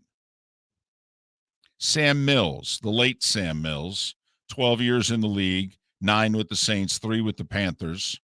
He's in both teams' Ring of Honors. They have a statue of him in front of the Carolina Stadium, in fact. Think about his influence. He was there 3 years as a player and then a few as an assistant. I think this guy's a Hall of Famer. I'm Richard Seymour. I mean, come on now. The dynasty started on defense. He was a rookie on the team that beat the Rams. So when they went 3 out of 4, those were his first 4 years in the league. He was also on the 18-1 team. Yes, he did then spend 4 years with the Raiders, but I think Richard Seymour is a Hall of Famer. We think that was a mistake. I remember that going on, and we thought it was awful. They let him go. So, right. But, 12 years in the league at defensive line. I think Richard Seymour is Hall of Fame. I don't think Ty Law is the only. I mean, I know Junior Seau was on a couple of Patriots teams, but for the most part, for the dynasty that started on defense, yeah, Ty Law, but come on, Richard Seymour. Richard Seymour was a force. That's just my opinion. Zach Thomas, DeMarcus Ware. Yes. Yes. To me, if you think Von Miller's a Hall of Famer, then DeMarcus Ware's a Hall of Famer. I think he's going in. I think he's one of the 5 that goes in. Reggie Wayne. And then a couple of Niners, Patrick Willis and Bryant Young. I know they don't do it this way. At least that's what they say. I've always believed that they do, in which basically when you got like 3 defensive linemen, you need to rank them because only one's going to get potentially But they don't. Votes. I know. And we've sat here and we David and I tried to hash it out this way over the longest time, and it doesn't work out that way. More times than not, we get fooled. So we're going to find out a little less than 12 hours. 5 of these guys are going into the Hall of Fame. Which 5 do you think it are? You have your 5? Oh, boy. I would probably whittle it down to about 8 and then make some really hard decisions. Like, I will say there are guys that I would be really surprised if they got the votes. I would be surprised if Willie Anderson got the votes. I would be surprised if Devin Hester got the votes. I would be surprised if Sam Mills got the votes. I would be surprised if Zach Thomas got the votes. This is Reggie Wayne's 3rd time as a finalist. Zach Thomas's 3rd time as a finalist. Seymour's 4th. Mills' 3rd. Holt's 3rd. Baselli's 6th, yeah, David. There you go. Jared Allen and Rodney Barber each their 2nd. The thing about Baselli is he's becoming Harry Carson. Harry Carson was a finalist, I think, 8 times, to the point where he said, could you not consider me anymore? This is too painful. Clearly, I'm not going to get into the Hall of Fame. So that's okay. And he was on vacation in Hawaii. It took him a few hours to track him down to let him know that he had been elected into the Hall of Fame. He was almost like, wow, I didn't even realize I was being seriously considered. I think Ware, Seymour, and Baselli are in. I'm trying to figure out who my other 2 are. So DeMarcus Ware, Richard Seymour, Tony Baselli. So that's your 3. I will say, we got a lot of down and dirty here. We got a lot of linemen. We got a ton of linebackers. We got a couple safeties. Think about it. There's not a quarterback on this list. There's not a running back on this list. And I'll finish it off with Jared Allen and Torrey Holt. Look at you. Those are the 5 that I predict go in today. All right. Miller and Moulton. For those of you, Lake City and surrounding areas, Tampa, St. Pete, Port Charlotte, Venice, thanks so much for listening. We appreciate it. We'll be all into Super Bowl 56 tomorrow. Pat Kerwin will join us live from Los Angeles in our 8 o'clock hour tomorrow.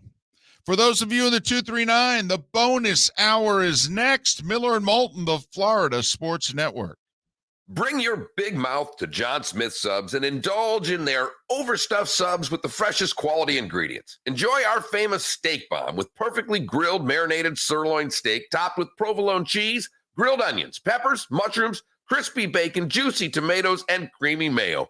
Boom! Made-to-order crispy fries can be paired with the Gator, the Cuban, the Chicken Bomb, or the Italian. Love local. Eat delicious with John Smith Subs. Find a John Smith Subs location near you today. The Firestone Grand Prix of St. Petersburg, presented by RP Funding, roars through the streets of beautiful downtown St. Petersburg, February 25th to the 27th.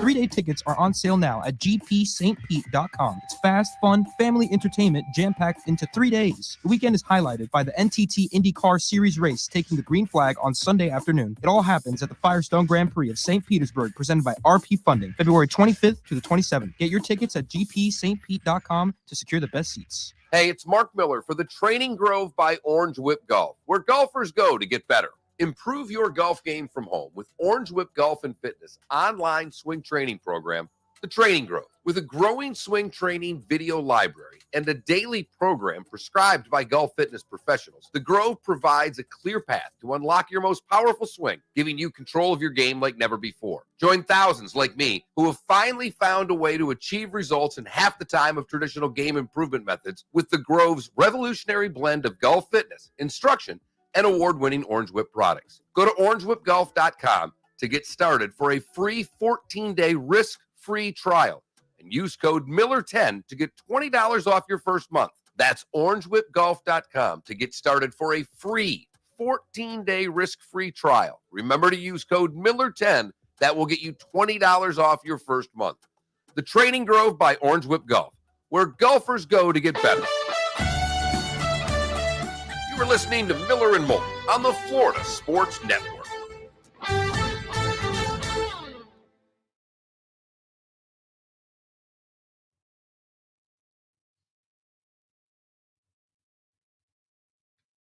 If I was your best friend, I'd want you around all the time.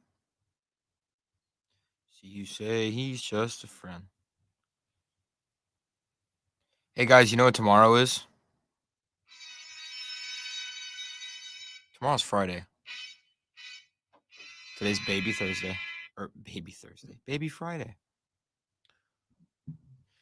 Did I watch Boba last night? Oh. Stop. I'll never let you ask another question. You guys can talk Star Wars during Seth's appearance.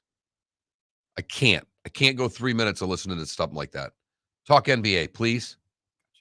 Find an NBA trade, something. So good, though. So good. RCB, I think you're on to something there. I think they love linebackers.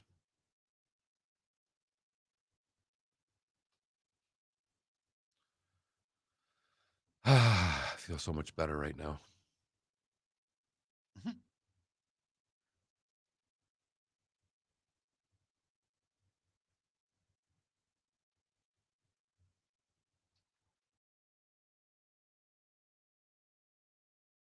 You brought your food pretty quickly there, Felipe. But yeah. Did he just order food? He ordered it and is eating it. He got up that last segment at 8:30 to get his food. Did he ask us if we Yeah. wanted Yes, I anything? did. Yeah, he said, I'm ordering Chick-fil-A. I mean, I basically, was here? Yeah. Oh, yeah, I missed You that. told him to call the guest.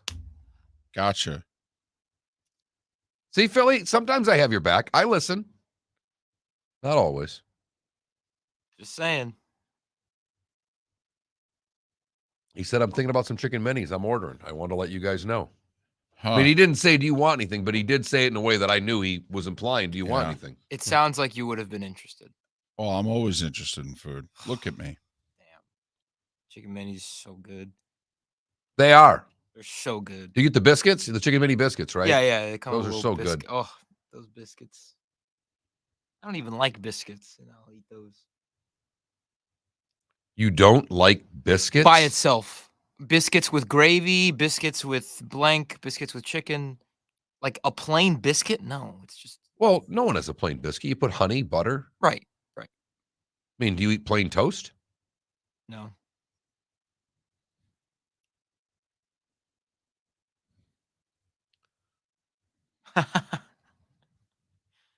Thank you, Detskirk. Yeah, let me leave the room when you talk about Baba Ganoush or whatever it is whatever you guys are talking about. Baba Ganoush. Baba boy. Gabagoo. I told him talk NBA trade deadline. I didn't say he had to be silenced. I just don't want to hear any more about. It was the best episode of all time. I'll say that.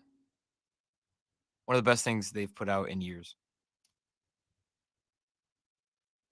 This is really more of a me problem because I'm being forced for my brother-in-law's 50th birthday to go to the Disney Star Wars. Oh. Not only that, I had to pay for it. Oh, I'm so sorry. So I got to spend 3 days at Disney with my brother-in-law and sister-in-law. That's pain. Star Wars geek. That's pain. And I like them, but I don't understand why we had to go. It's his 50th birthday. Why do I have to be included? Look, man, if I had to get dragged to Magic Kingdom, I would be upset. I think Magic Kingdom is grossly overrated. And well, we won't go to Magic Kingdom. Right, but I'm saying it would be something in Disney World that I wouldn't be interested in. Have you been to the other ones? I haven't been to Epcot I've never been to Epcot. Epcot's worth it if you're going to drink around the world. But right, I want to do that one day. That sounds fun.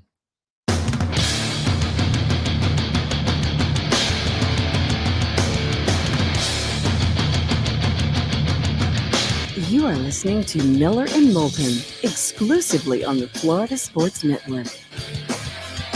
And now, here's Mark Miller and David Moulton.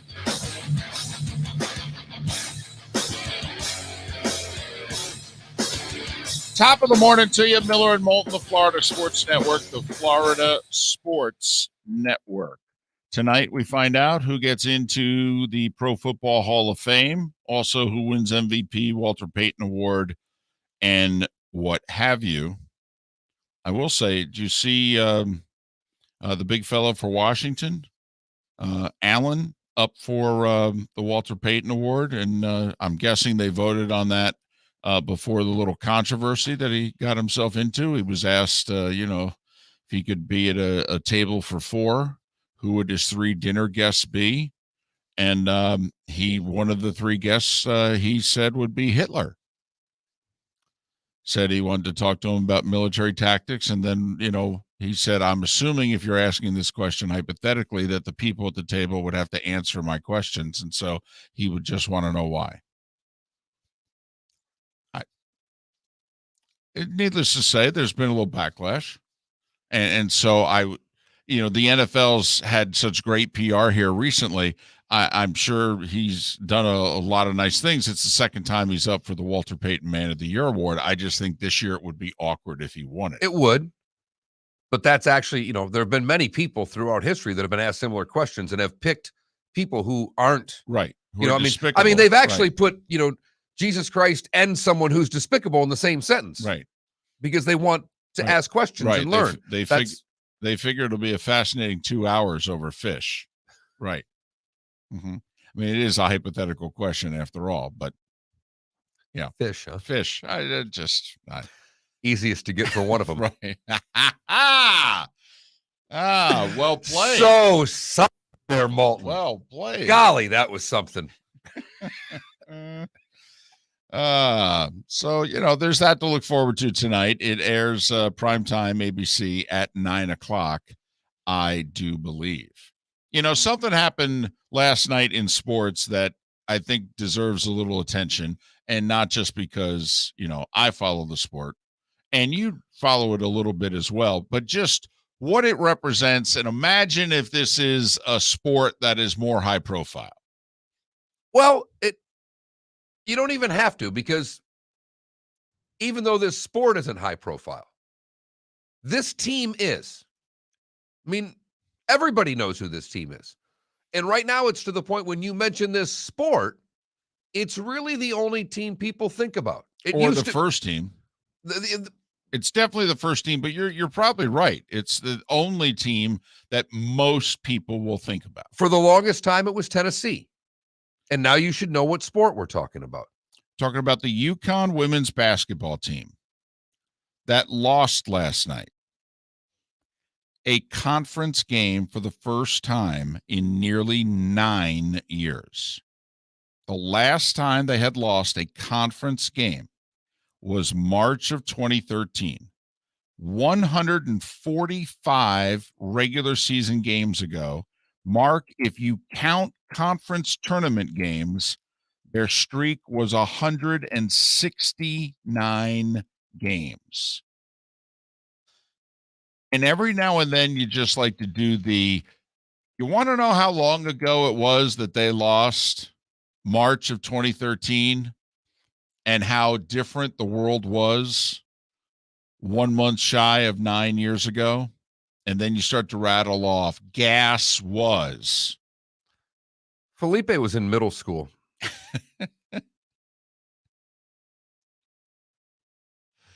We were still in our first act. So we were sitting in the same spots we're sitting right now. Dunk City had not yet happened. It was about to.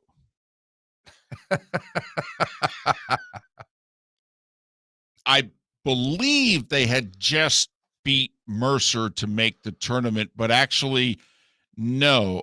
Well, it's real close. A day or two apart. I think they had just made the tournament, but the event, the happening, they went from 17 people knowing who they were to about 132. Right. Mm-hmm. But the phenomenon had not yet happened. Tom Brady had only won 3 Super Bowls. Only 3? Yes.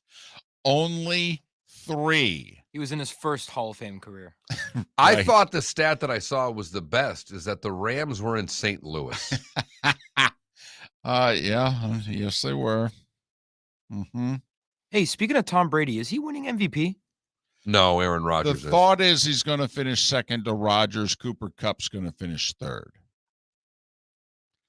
What I think should be discussed, if we want to go on a tangent, is in all sports, not just football.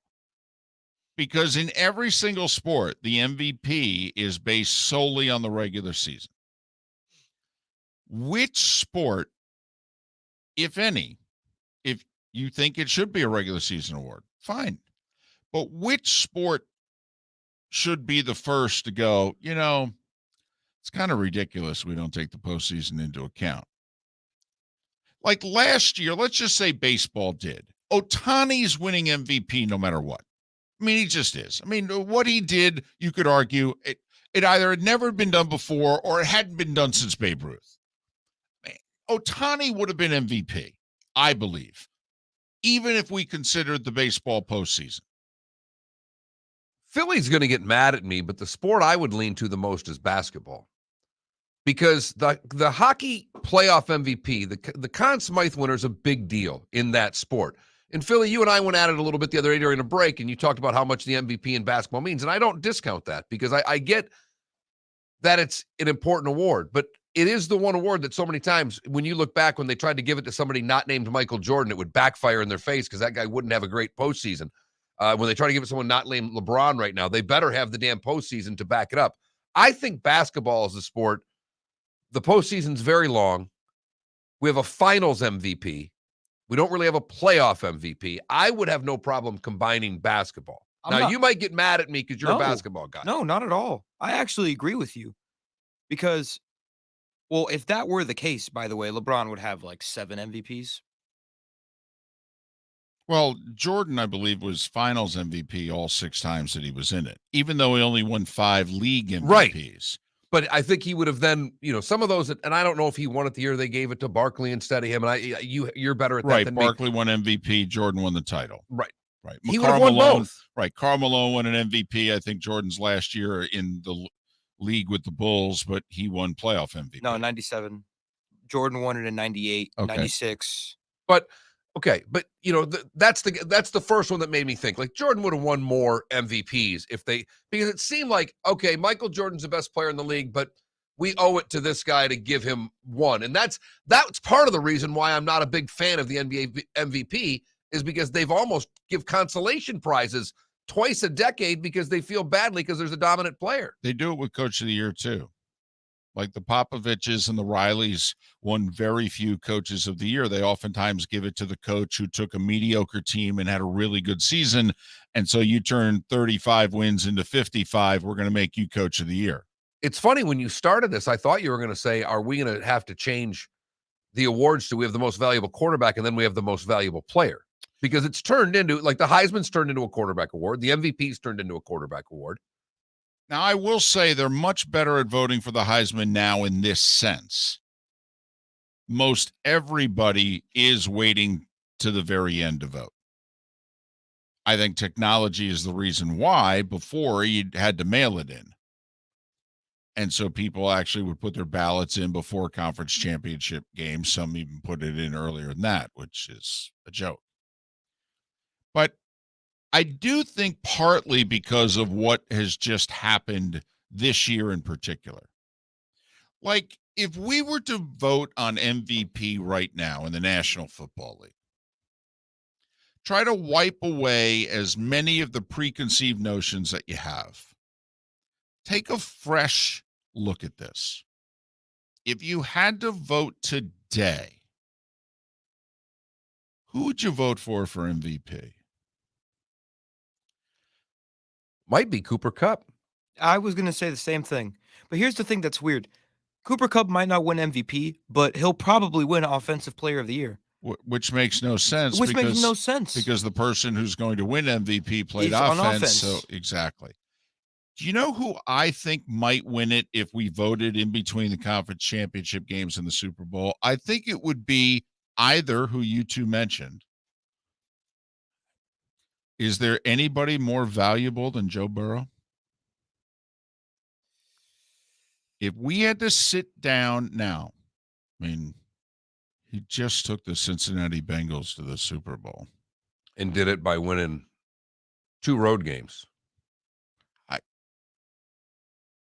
I'm just, put it this way, Joe Burrow, who clearly no one talked about for league MVP, I think if we did the vote now, he at least would be a finalist. Yes, that I agree with. I also think he'll be one of the top 4 odds for next year's MVP, no matter what coming out. Maybe, But the reason I bring it up is that, I mean, if you're Aaron Rodgers, it's one thing last year, the way it went down. You lost late to Tom Brady in a conference championship game.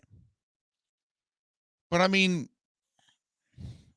I know Aaron thinks fondly of Aaron and all, but aren't you a little sheepish going up to the podium this year, accepting this MVP? I mean, you played great. You did. But for God's sakes, you lost at home as a 1 seed to a 6 seed, and you did not play well in the biggest game of the year. And you're the MVP of the league? And I don't want to say the biggest game of his life, because there have been bigger. He's played in a Super Bowl. But in the last decade, you could argue for Aaron this year was even more important. The way he laid it all out with the talk possibly of Aaron leaving and the situation the way it was all year in Green Bay. And then what did he do? He went out and delivered all regular season long and was fantastic. And then in the biggest game of the year, he played poorly. Yes, he did. I mean, I have no idea what it's like to be that good at what it is you do for a living, but I would feel a little sheepish walking to the podium tonight.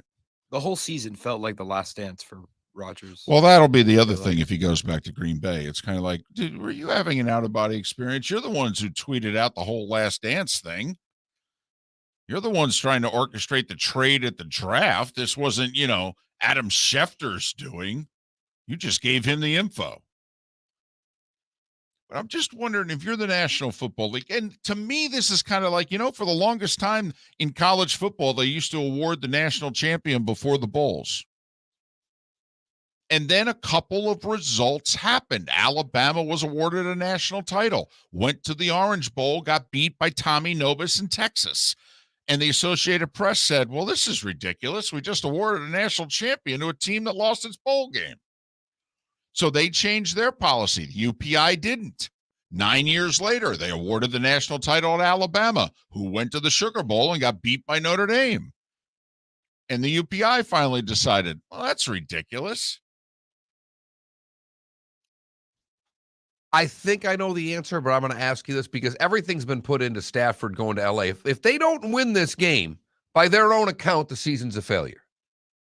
No, not by ours, by theirs. He was brought there to win him the final game. Failure or disappointment? Failure is the word that's been used a lot. Okay, I'll just go with your word. Bigger disappointment. Aaron, the 1 seed, blowing it in the first game against the Niners, or Stafford losing this game? Aaron. First off, they were a bigger favorite. I mean, listen, this is arguably, I mean, you got to go back maybe to 2010, 2011. This is the best defense he had in 10 years. I mean, now, it was the worst special teams, arguably, he's had in his career. Yep. But this was the best defense he's had in 10 years. And by the way, Lambeau home field versus SoFi home field. I'll tell you no, what. look at the history. Yeah. Look at the track record. It sounds that way. Yeah. It appears that way. It feels that way, but the numbers don't show it to be that way at all. It did forever, starting with Lombardi all the way into the early 2000s. They had never lost a home playoff game. But ever since Mike Vick ran all over the Packers and beat them, you take a look, I think they're about a 500 team in the playoffs at home. And that's Really? with Favre and Rodgers. Yeah, look it up in the last 20 years. It's just a thought. Is this the year that with what happened, if you're the NFL or I agree with you about the NHL, it differentiates its MVP, and then you've got the Conn Smythe trophy. And we do hold that in regard. It's like, hey, who's going to win the Conn Smythe? That helps get you in the Hall of Fame, by the way, winning the Conn Smythe. Yes. And they clearly separate. The playoffs are different than the regular season. You are the MVP of the playoffs.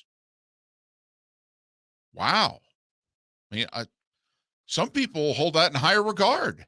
I do, because I know what the war of attrition in the postseason is. I know what it takes. I've watched it, even at a lower level. So I'm one that holds Conn Smythe winners in incredibly high regard. Just wondering, what's the sport that's going to incorporate the postseason into their MVP award? Is it time for that? For whatever reason, this year,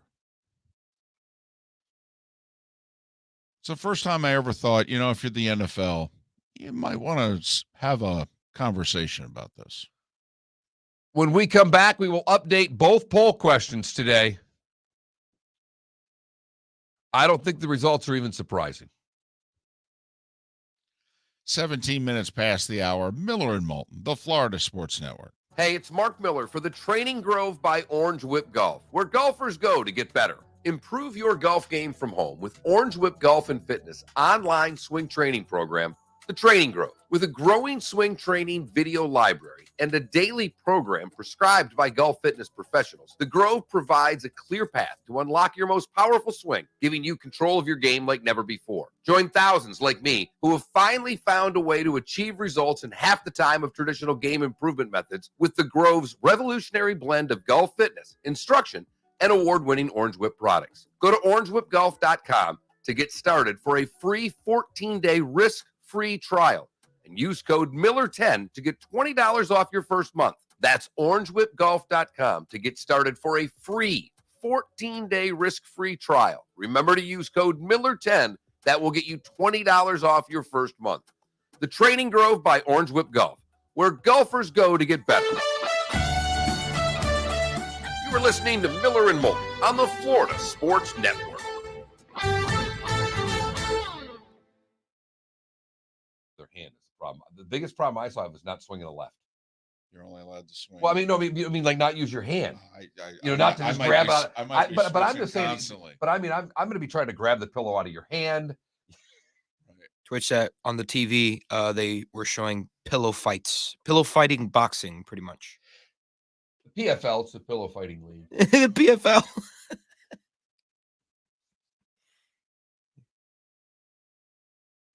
See, everything that I've seen from that, I Great haven't seen someone get problem. knocked out. Or just knocked down. Matthew Stafford's passing yards, Jordan Spieth's longest drive. Oh, wow.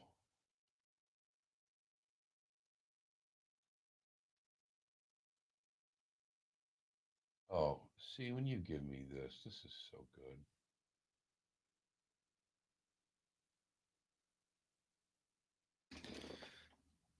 We great. You said longest reception for Cooper Kupp was how many yards? No, the prop bet is 28.5. I'm yards. taking the over. Okay. And the reason that the people that I heard talking about are taking the over is because they played 20 games this year, and in 15 of the 20, he's had a reception of at least 29 yards. I mean, Bengals secondary is good, but how good?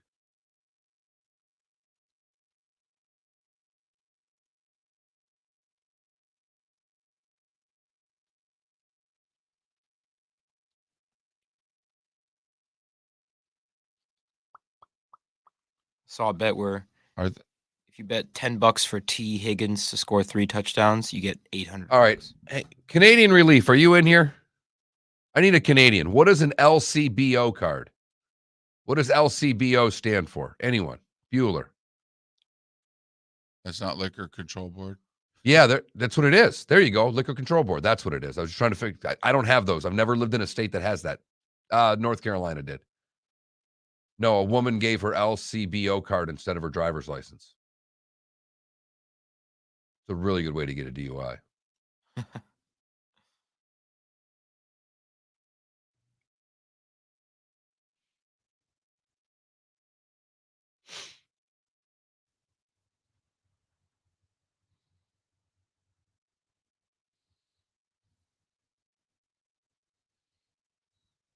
This is BS, man. I want to bet for the Super Bowl. Okay. We live in Florida, though. Go on Bovada. There's plenty of places you can bet for free. Yeah. Or just find a book. There you go.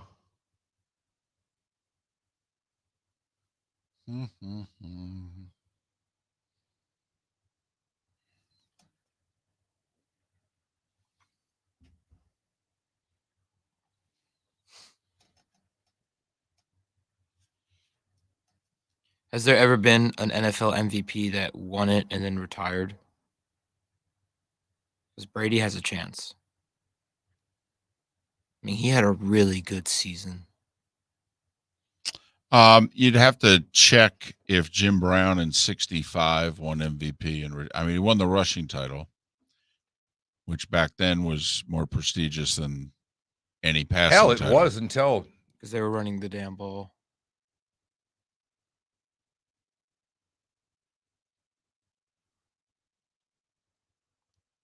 By the way, like you mentioned, how Aaron's poor play in the playoffs would have costed him MVP if they would have considered playoffs.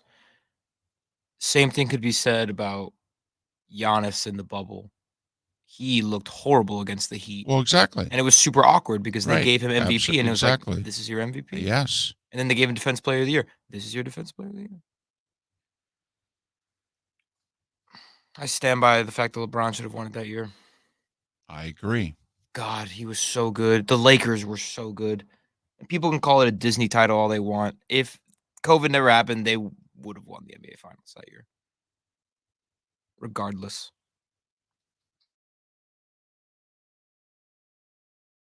How impressive did Cup look in person, Canada? Like, I've never seen anyone that open in my entire life for an entire span of a football game. It was the most unbelievable thing I've ever seen. And we're coming back.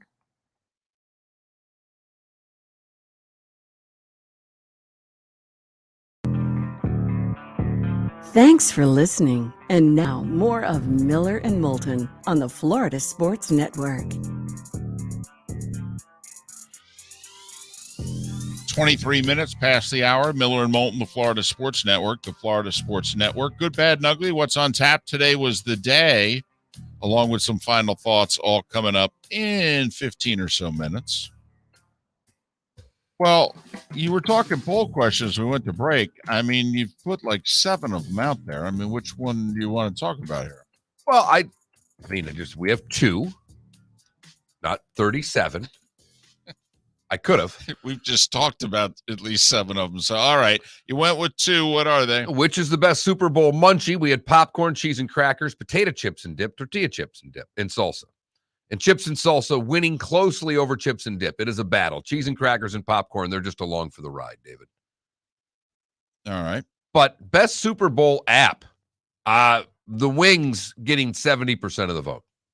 Didn't even need Paul McCartney for this. Jalapeno poppers are last. Pizza rolls and deviled eggs in a dead heat for second, getting just over 10% of the vote. I feel like you got to throw in Man. meatballs in there. All right. That Mark Miller, the David Moulton, or FL Sports Network. There you go. Soon to be on the website. The website's there. It's a soft launch because we're working out some kinks. Yeah, it's Love not, it when guests tomorrow are complaining about the website. Like you were on the show 47 times. We didn't have a website.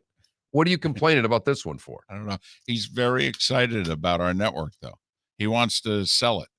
He wants to promote us to stations where he lives. He wants us on the air there. I want us on the air there too. I think it's why he wants to be able to call up somebody he knows and goes, "Hey, take a look at this website. These guys are really good." And by really good, I mean they're okay. Lee Sterling on the show tomorrow to give us I'll tell you what, you can take Lee for a lot of different things. There is one bet he is going to give us tomorrow that I would take to the bank. The national anthem over under.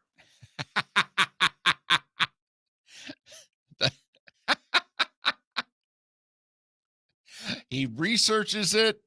He doesn't. His daughter does. Right. I was going to say, well, he gets to claim it, though. You know, he's paid enough of her bills. Oh, yeah. He gets to, she's a staffer. I mean, by now. And maybe just a part-time staffer, because I think he's got both of them off the payroll, at least partially.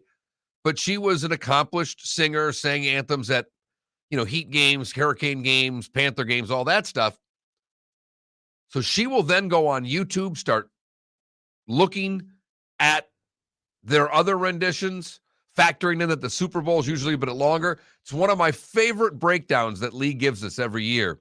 And he'll have a bunch of prop bets. He'll bet the game, but he'll always also give us the Super Bowl national anthem over under. She has sung it 7 times. Her average length is 1:52.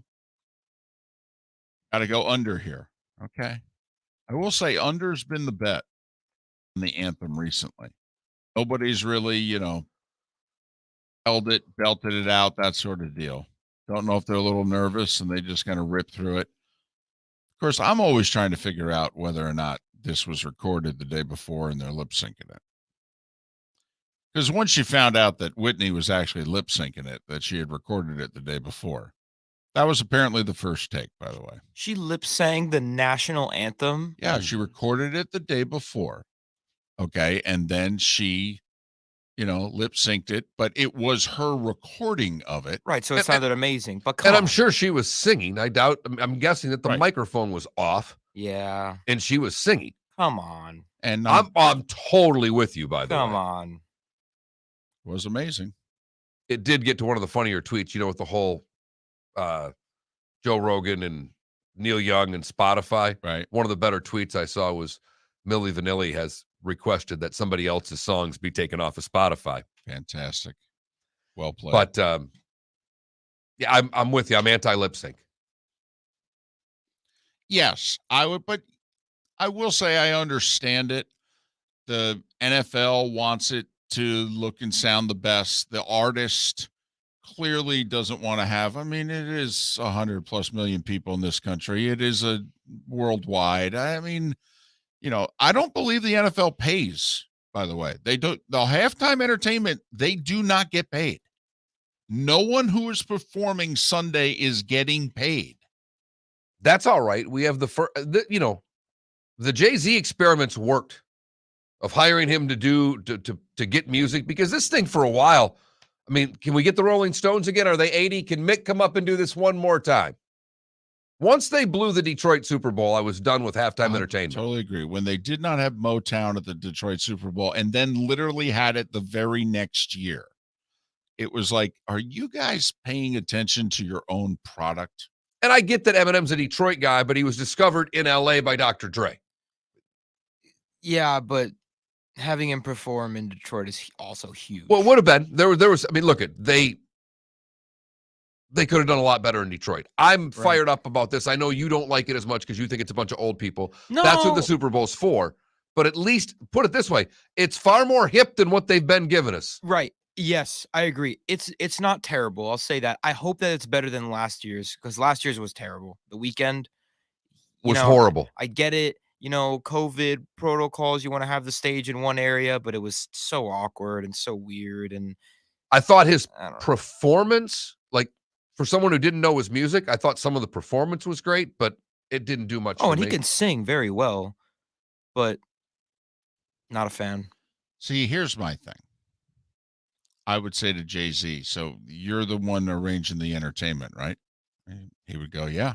I would go, talk to the wife lately? Because I don't think you need to talk to anybody else. If she would like to invite Bruno to make another guest appearance with her, we could do that every year. Well, she tore up the field the last time she performed. Yes, she did. Yes, she did. tore that up. But we're ones too. You and I like JT when he did it. We thought that was great, and it got ripped. I know. Didn't understand it in Minneapolis. Right.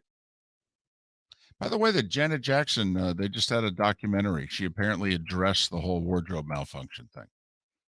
We taped it. I haven't seen it. I don't know how much of the documentary I'm interested in. I am interested in that part, though.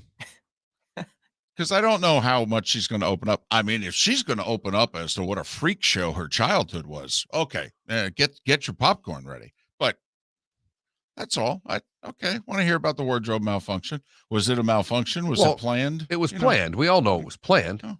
I'd like to see her admit it, and love to know who came up with the idea for it. Right. And I want to know, is JT to blame? Did she feel she got hung out by him? That sort of deal.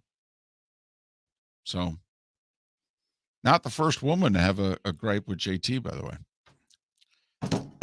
31 minutes after the hour.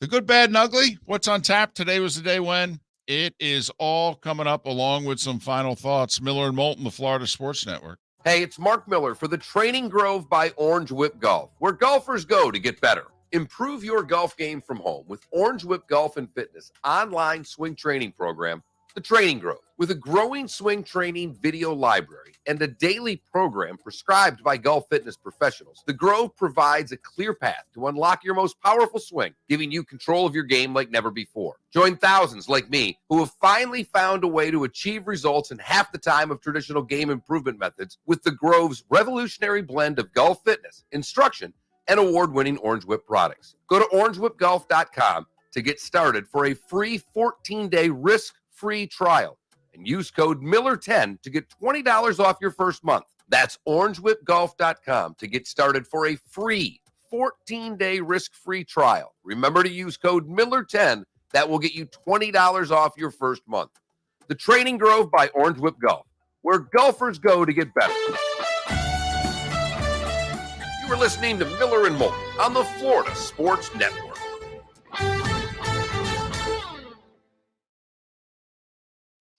I think it's impossible to deny that the 2020 Super Bowl halftime show was one of the better ones in modern history. I mean, dude, J-Lo and Shakira looking like their prime selves. I mean, it was just madness. The music, the dancing, the costume designs, everything about that, the lighting, the energy, everyone was hyped. Is that an outrageous request? If you're handling the entertainment, talk to the wife lately. Oh, he can't Tony hear me. Khan has filed to That's run for the U.S. House of Representatives. In not Florida? outrageous at all. Hang on. They gotta get a Super Bowl in Chicago. In Get Jacksonville? Kanye out there. I don't know what District 4 is of the state of Florida, but I'm sure it is. As a Democrat, too. Well, you know what's interesting? Duval went for Biden by like 4 or 5%. Apparently, Jacksonville, which is huge geographically, Apparently Jacksonville's purple now. Duval. They are into that there. They really are. They are into that. Picture of a cat sitting there with like 6 mice crawling on him on Twitter. Just lied on resume and still gets job. I was saying that I think it's impossible to deny that the 2020 Super Bowl halftime show was one of the better ones in modern history. What Super Bowl are we talking about? 2020 Super Bowl. Shakira, J-Lo. Well, it looked pretty good there. That's right. You were at that. Oh, my gosh. Man, you were at a pretty good Super Bowl. Yeah. Team down 10 with 8 minutes to go. I never seen her because we've had that Jordan Cornette on the show before, haven't we? Jordan Cornette? Yeah. Yeah. I just never seen his wife before. I've listened to them when they do the show on Saturday or Sunday mornings. They do a show together on NFL radio.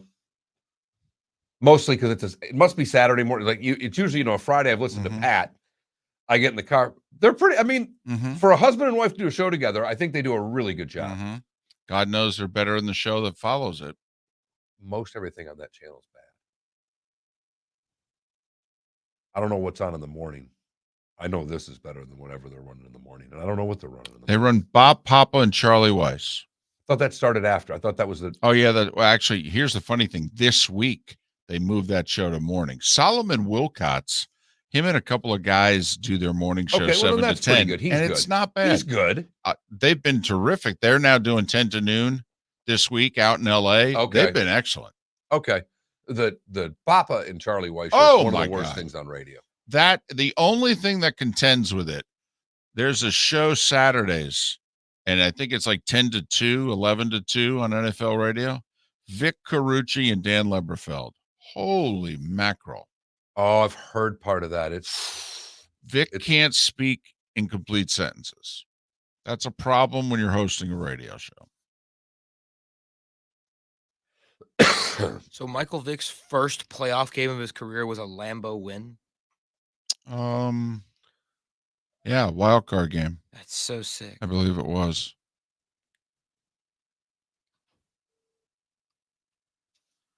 What Super Bowls have you been to? Well, I only worked the 0. one. But I went to the Redskins beating the Bills, Super Bowl 26. I went to Super Bowl 27, the Cowboys beating the Bills. Minneapolis and Pasadena were those two. I covered during the week, but I opted not to go. I let the rest of the staff go to the Super Bowl that was in Tampa, the Ray Lewis Ravens-Giants Super Bowl.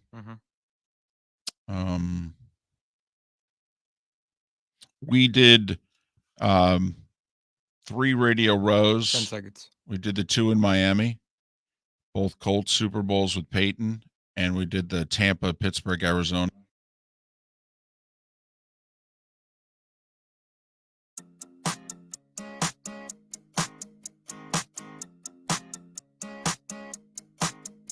You're listening to Miller and Moulton, exclusively on the Florida Sports Network.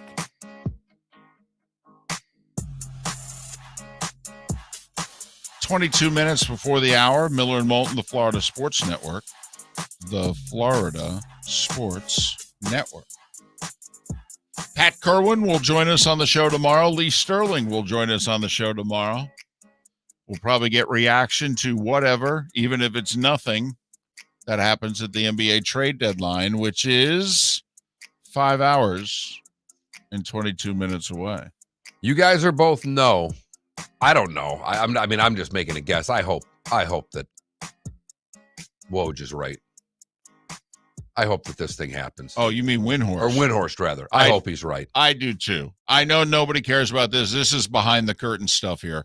This is Brian Windhorst against Adrian Wojnarowski. I so hope Windhorst is right. He needs a win. He doesn't get many. He doesn't get many, all right? People pick on him because he's fat, all right? People pick on him because he got his job at ESPN way back when because he knew LeBron. He had covered him in high school. He's from the same area. LeBron trusted him. He would talk to him. If we ran ESPN, we would have hired him too. He's kind of a big deal, the athlete. So, yes. And then when LeBron left Cleveland and he went to Miami, he would still, now those two are not close. They used to be back in the day. They're not close, but he can get information from LeBron's camp. Wojnarowski can't. Adrian's sources are all GMs, basically. Yeah, front office. And some coaches, but it's all front office. That's where he gets his info. Windhorse can get some of his info from players and agents. And so I so hope for Windhorse Steak. I mean, he is taking on Woj, which in his world, is going after the dragon. It really is. And it's not Ali Frazier because Windhorst isn't. It's Leon Spinks. Yeah, there you go. Is what it really is. There you go. It's not James Buster Douglas, but it's somebody that's good, but he's not expected to win. So Windhorst has been saying for 36 hours, there is a lot of there to Simmons and Harden when everybody else is going, no, their sides have said they're not going to do anything. Leave it to the oldest guy in the show, and definitely the oldest soul, to live in the past. Here's David Moulton with Today Was the Day When. First off, a lot of birthdays today. All right. If there's too many of them, just stop me. No. At any point in time. I'm going to go back to 1855, though. The United States amended their citizenship laws. Up until 1855, on this day, if you were a child of a U.S. parent, but you happen to be born abroad, you were not a U.S. citizen. On this day in 1855, they said, no, you're a U.S. citizen. You just, got caught overseas. Travel's not easy back in 1855. Were you a fan?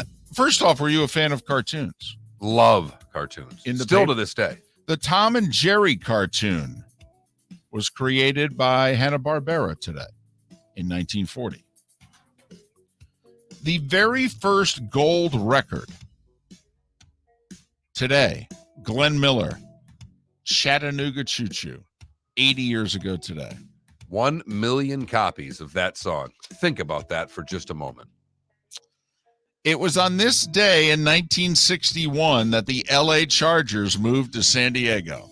They did a year in Los Angeles. That's it. 1 year. They knew it way back then, Mark. Man, these people just won't support pro football.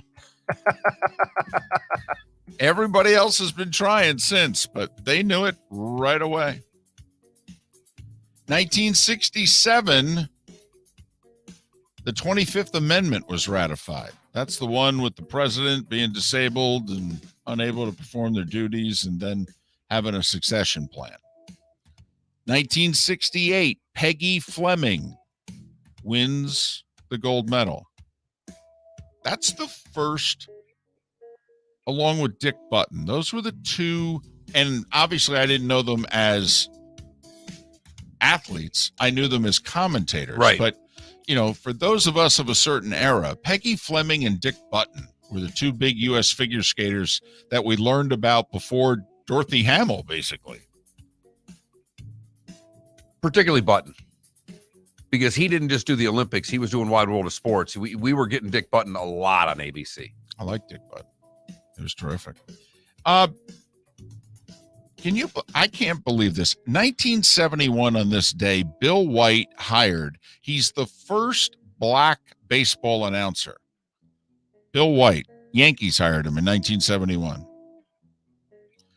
All right. I think it's a dark day in our nation's history, Mark. You decide.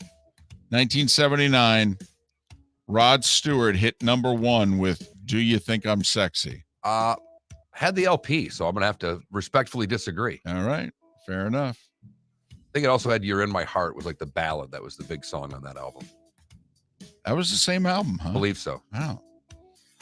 This day in 1989, the WWF at the time admits in court we're not a sport. The outcomes are predetermined. We're an exhibition. 1990, South African President de Klerk announces, I'm going to free Nelson Mandela tomorrow. I think he did it just to give the U.S. television networks time to get there. No?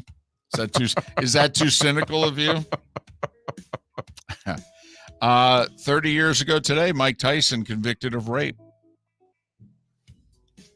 2004, Kanye releases his debut album, The College Dropout. Yes. Love that. Thank you, Felipe. Just a roar from the back. Just a roar. A fist goes up in the air for the back row. Yes. Love old Ye. I mentioned this 16 years ago today. The Winter Olympics got underway in Turin, Italy. I mentioned it because it was Pavarotti's last performance. He performed at the Olympics, and that's how you go out. We never saw him again. 2008, Mark, Amy Winehouse on this day wins 5 Grammys with her hit song, Rehab. I've been listening to so much of her music in the last 3 months. Such a terrific, terrific voice. What a shame. Just such a drunk.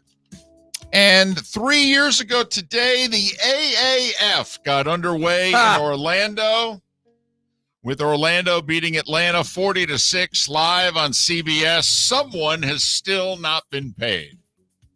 I wonder who. Me too. Bill Tilden was born on this day in 1893. Otherwise, I think everyone I'm about to mention is alive. Where do we begin? Robert Wagner, he killed his wife. Yes, He's 82 today. Mark Spitz is 72. How about that? Greg Norman is 67. Is there anybody who looks better at 67? No, I mean, I'd tell him to his face. I hate him. Yeah. And he's been great to us over the years. He and Aikman both are. Yeah, there's so no reason to like hate. no reason to like either of them. Unbelievable. The one's 67, the other's 55. Jerks. Jim Cramer's also 67 today. The guy who screams at you, the CNBC guy.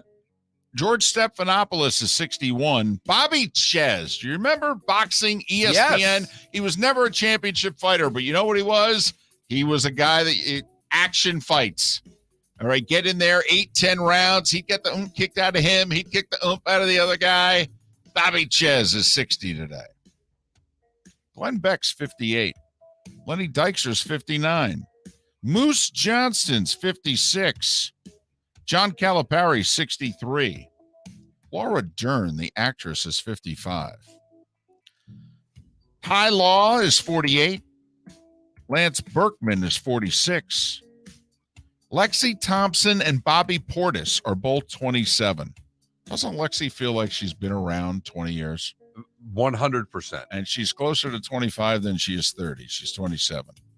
I'm a big fan. Elizabeth Banks is 48. And Paul Millsap is 37. And that, Mark, is today was the day. The only real omission that I've got for you is Carole King released Tapestry, which is a famous album released today in 1971. That's about it. It's not much of an omission at all.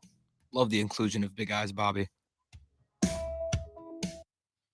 You've heard folks elsewhere mock Florida is gonna Florida. Well, Mark Miller sees it differently. He calls it the good, the bad, and the ugly. What you got, Mark? If you're going to slip the one-liners in, let's hit the buttons on time. Yeah, that's my bad. Don't think it wasn't noticed. We go to Madison, Wisconsin for the good. And this is a total Madison, Wisconsin good, David. Because Stephanie Fryer said a man and a woman took a snowball from a man's garage. The man, who's not yet been named, was a victim of another burglary. He saw the theft happen, followed him in his truck. Then, when given the opportunity, he T-boned the car of the two people that robbed him. Snap. He was arrested on second-degree reckless endangering safety They have not yet named him due to the fact that this station does not name anybody until they've been formally charged in court. But the police did say the alleged burglars have had probable cause to arrest both for burglary. For the bad, we go to Guelph, Ontario, where a 19-year-old woman was pulled over Friday for driving erratically and when asked for her driver's license, handed them the card that she uses to buy her booze with, the Liquor Control Board card.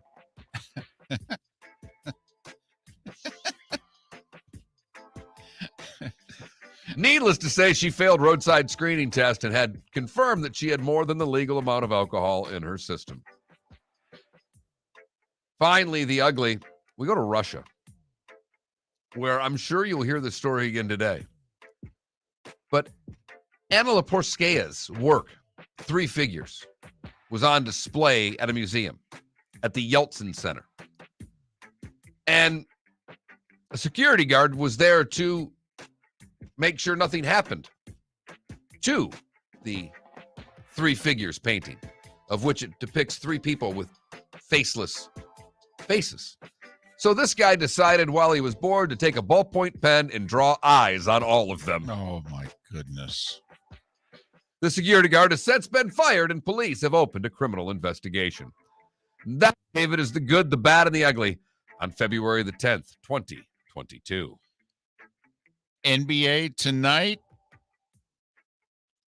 Brooklyn's in Washington to face the Wizards. It's the first half of the TNT doubleheader. I will say, if you're going to stay up, it's a finals rematch, Milwaukee at Phoenix. And Phoenix is only a 3.5-point favorite at home. By the way, the Heat are in New Orleans. Heat who have won 4 in a row, and they're only a 5.5-point favorite. That's interesting. I wonder if McCollum's going to play. You know, to get there in time. Like Sabonis rushed from Indianapolis to Sacramento and played last night and played really well. So, Mark, does it continue? You were all over it last night. The ranked teams on the road. We've got 4 of them on the road today. Duke's at Clemson. Murray State, they are ranked. They play at Tennessee State. And then the other 2 ranked, a couple of ranked teams at home. Purdue on the road at Michigan, Arizona on the road at Washington State. Purdue got beat by Michigan the last time they played, didn't they? Purdue only a 3.5-point favorite in Ann Arbor. I'll say this, best bet of the night, Duke at Clemson for me. They're only laying 6. Clemson just got beat at home by North Carolina. Duke is far better than North Carolina. We just saw it.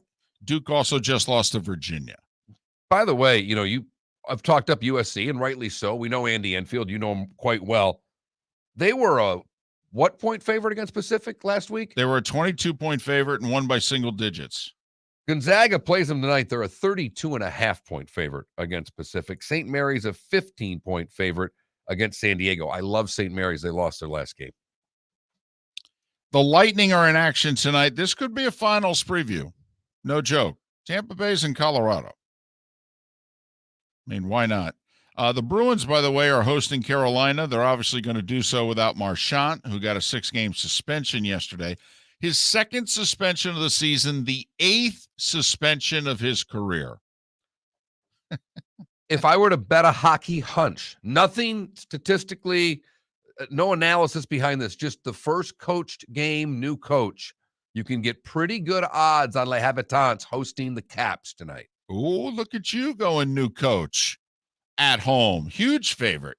Oh, yeah. I mean, Washington's minus 220. Yeah, I'm right. Now, the other side of it, you only get plus 190, but 2-1 odds for a team that went to the Cup last year at home with the new coach, David. Remember NFL awards tonight, 9 o'clock on ABC. Right before that, I believe, word leaks out as to who is going to be inducted into the Pro Football Hall of Fame. 15 finalists. The group was trimmed from 122 nominees, 26 semifinalists. Also, Cliff Branch, the late Cliff Branch, Art McNally with the officials, and Dick Vermeil. I will say, has there been, those other senior committee, contributor, coach? Can you recall any of those not getting the votes? I mean, basically, once you make the finals, you're in. It's kind of like here we've made a mistake. We're fixing our mistakes is the way I've always looked at these, David. Well, there's no doubt Clip Ranch should have been in. It's a shame he didn't get in while alive. Tomorrow, Lee Sterling will give us his picks for the Super Bowl on the show. We will give ours and get ready for the big game. We'll make our picks. Pat Kerwin from LA will join us on the show tomorrow. He'll make his pick. It'll be a good show. It'll be fun. We'll make you some money. Then you can choose sides as to which one of us is going to be right if we're differing on the game. Thanks for listening today. We appreciate it. Back tomorrow, our final show before the Super Bowl. It's Miller and Moulton, and we thank you as always for listening right here on the Florida Sports Network. The Firestone Grand Prix of St. Petersburg, presented by RP Funding, roars through the streets of beautiful downtown St. Petersburg, February 25th to the 27th.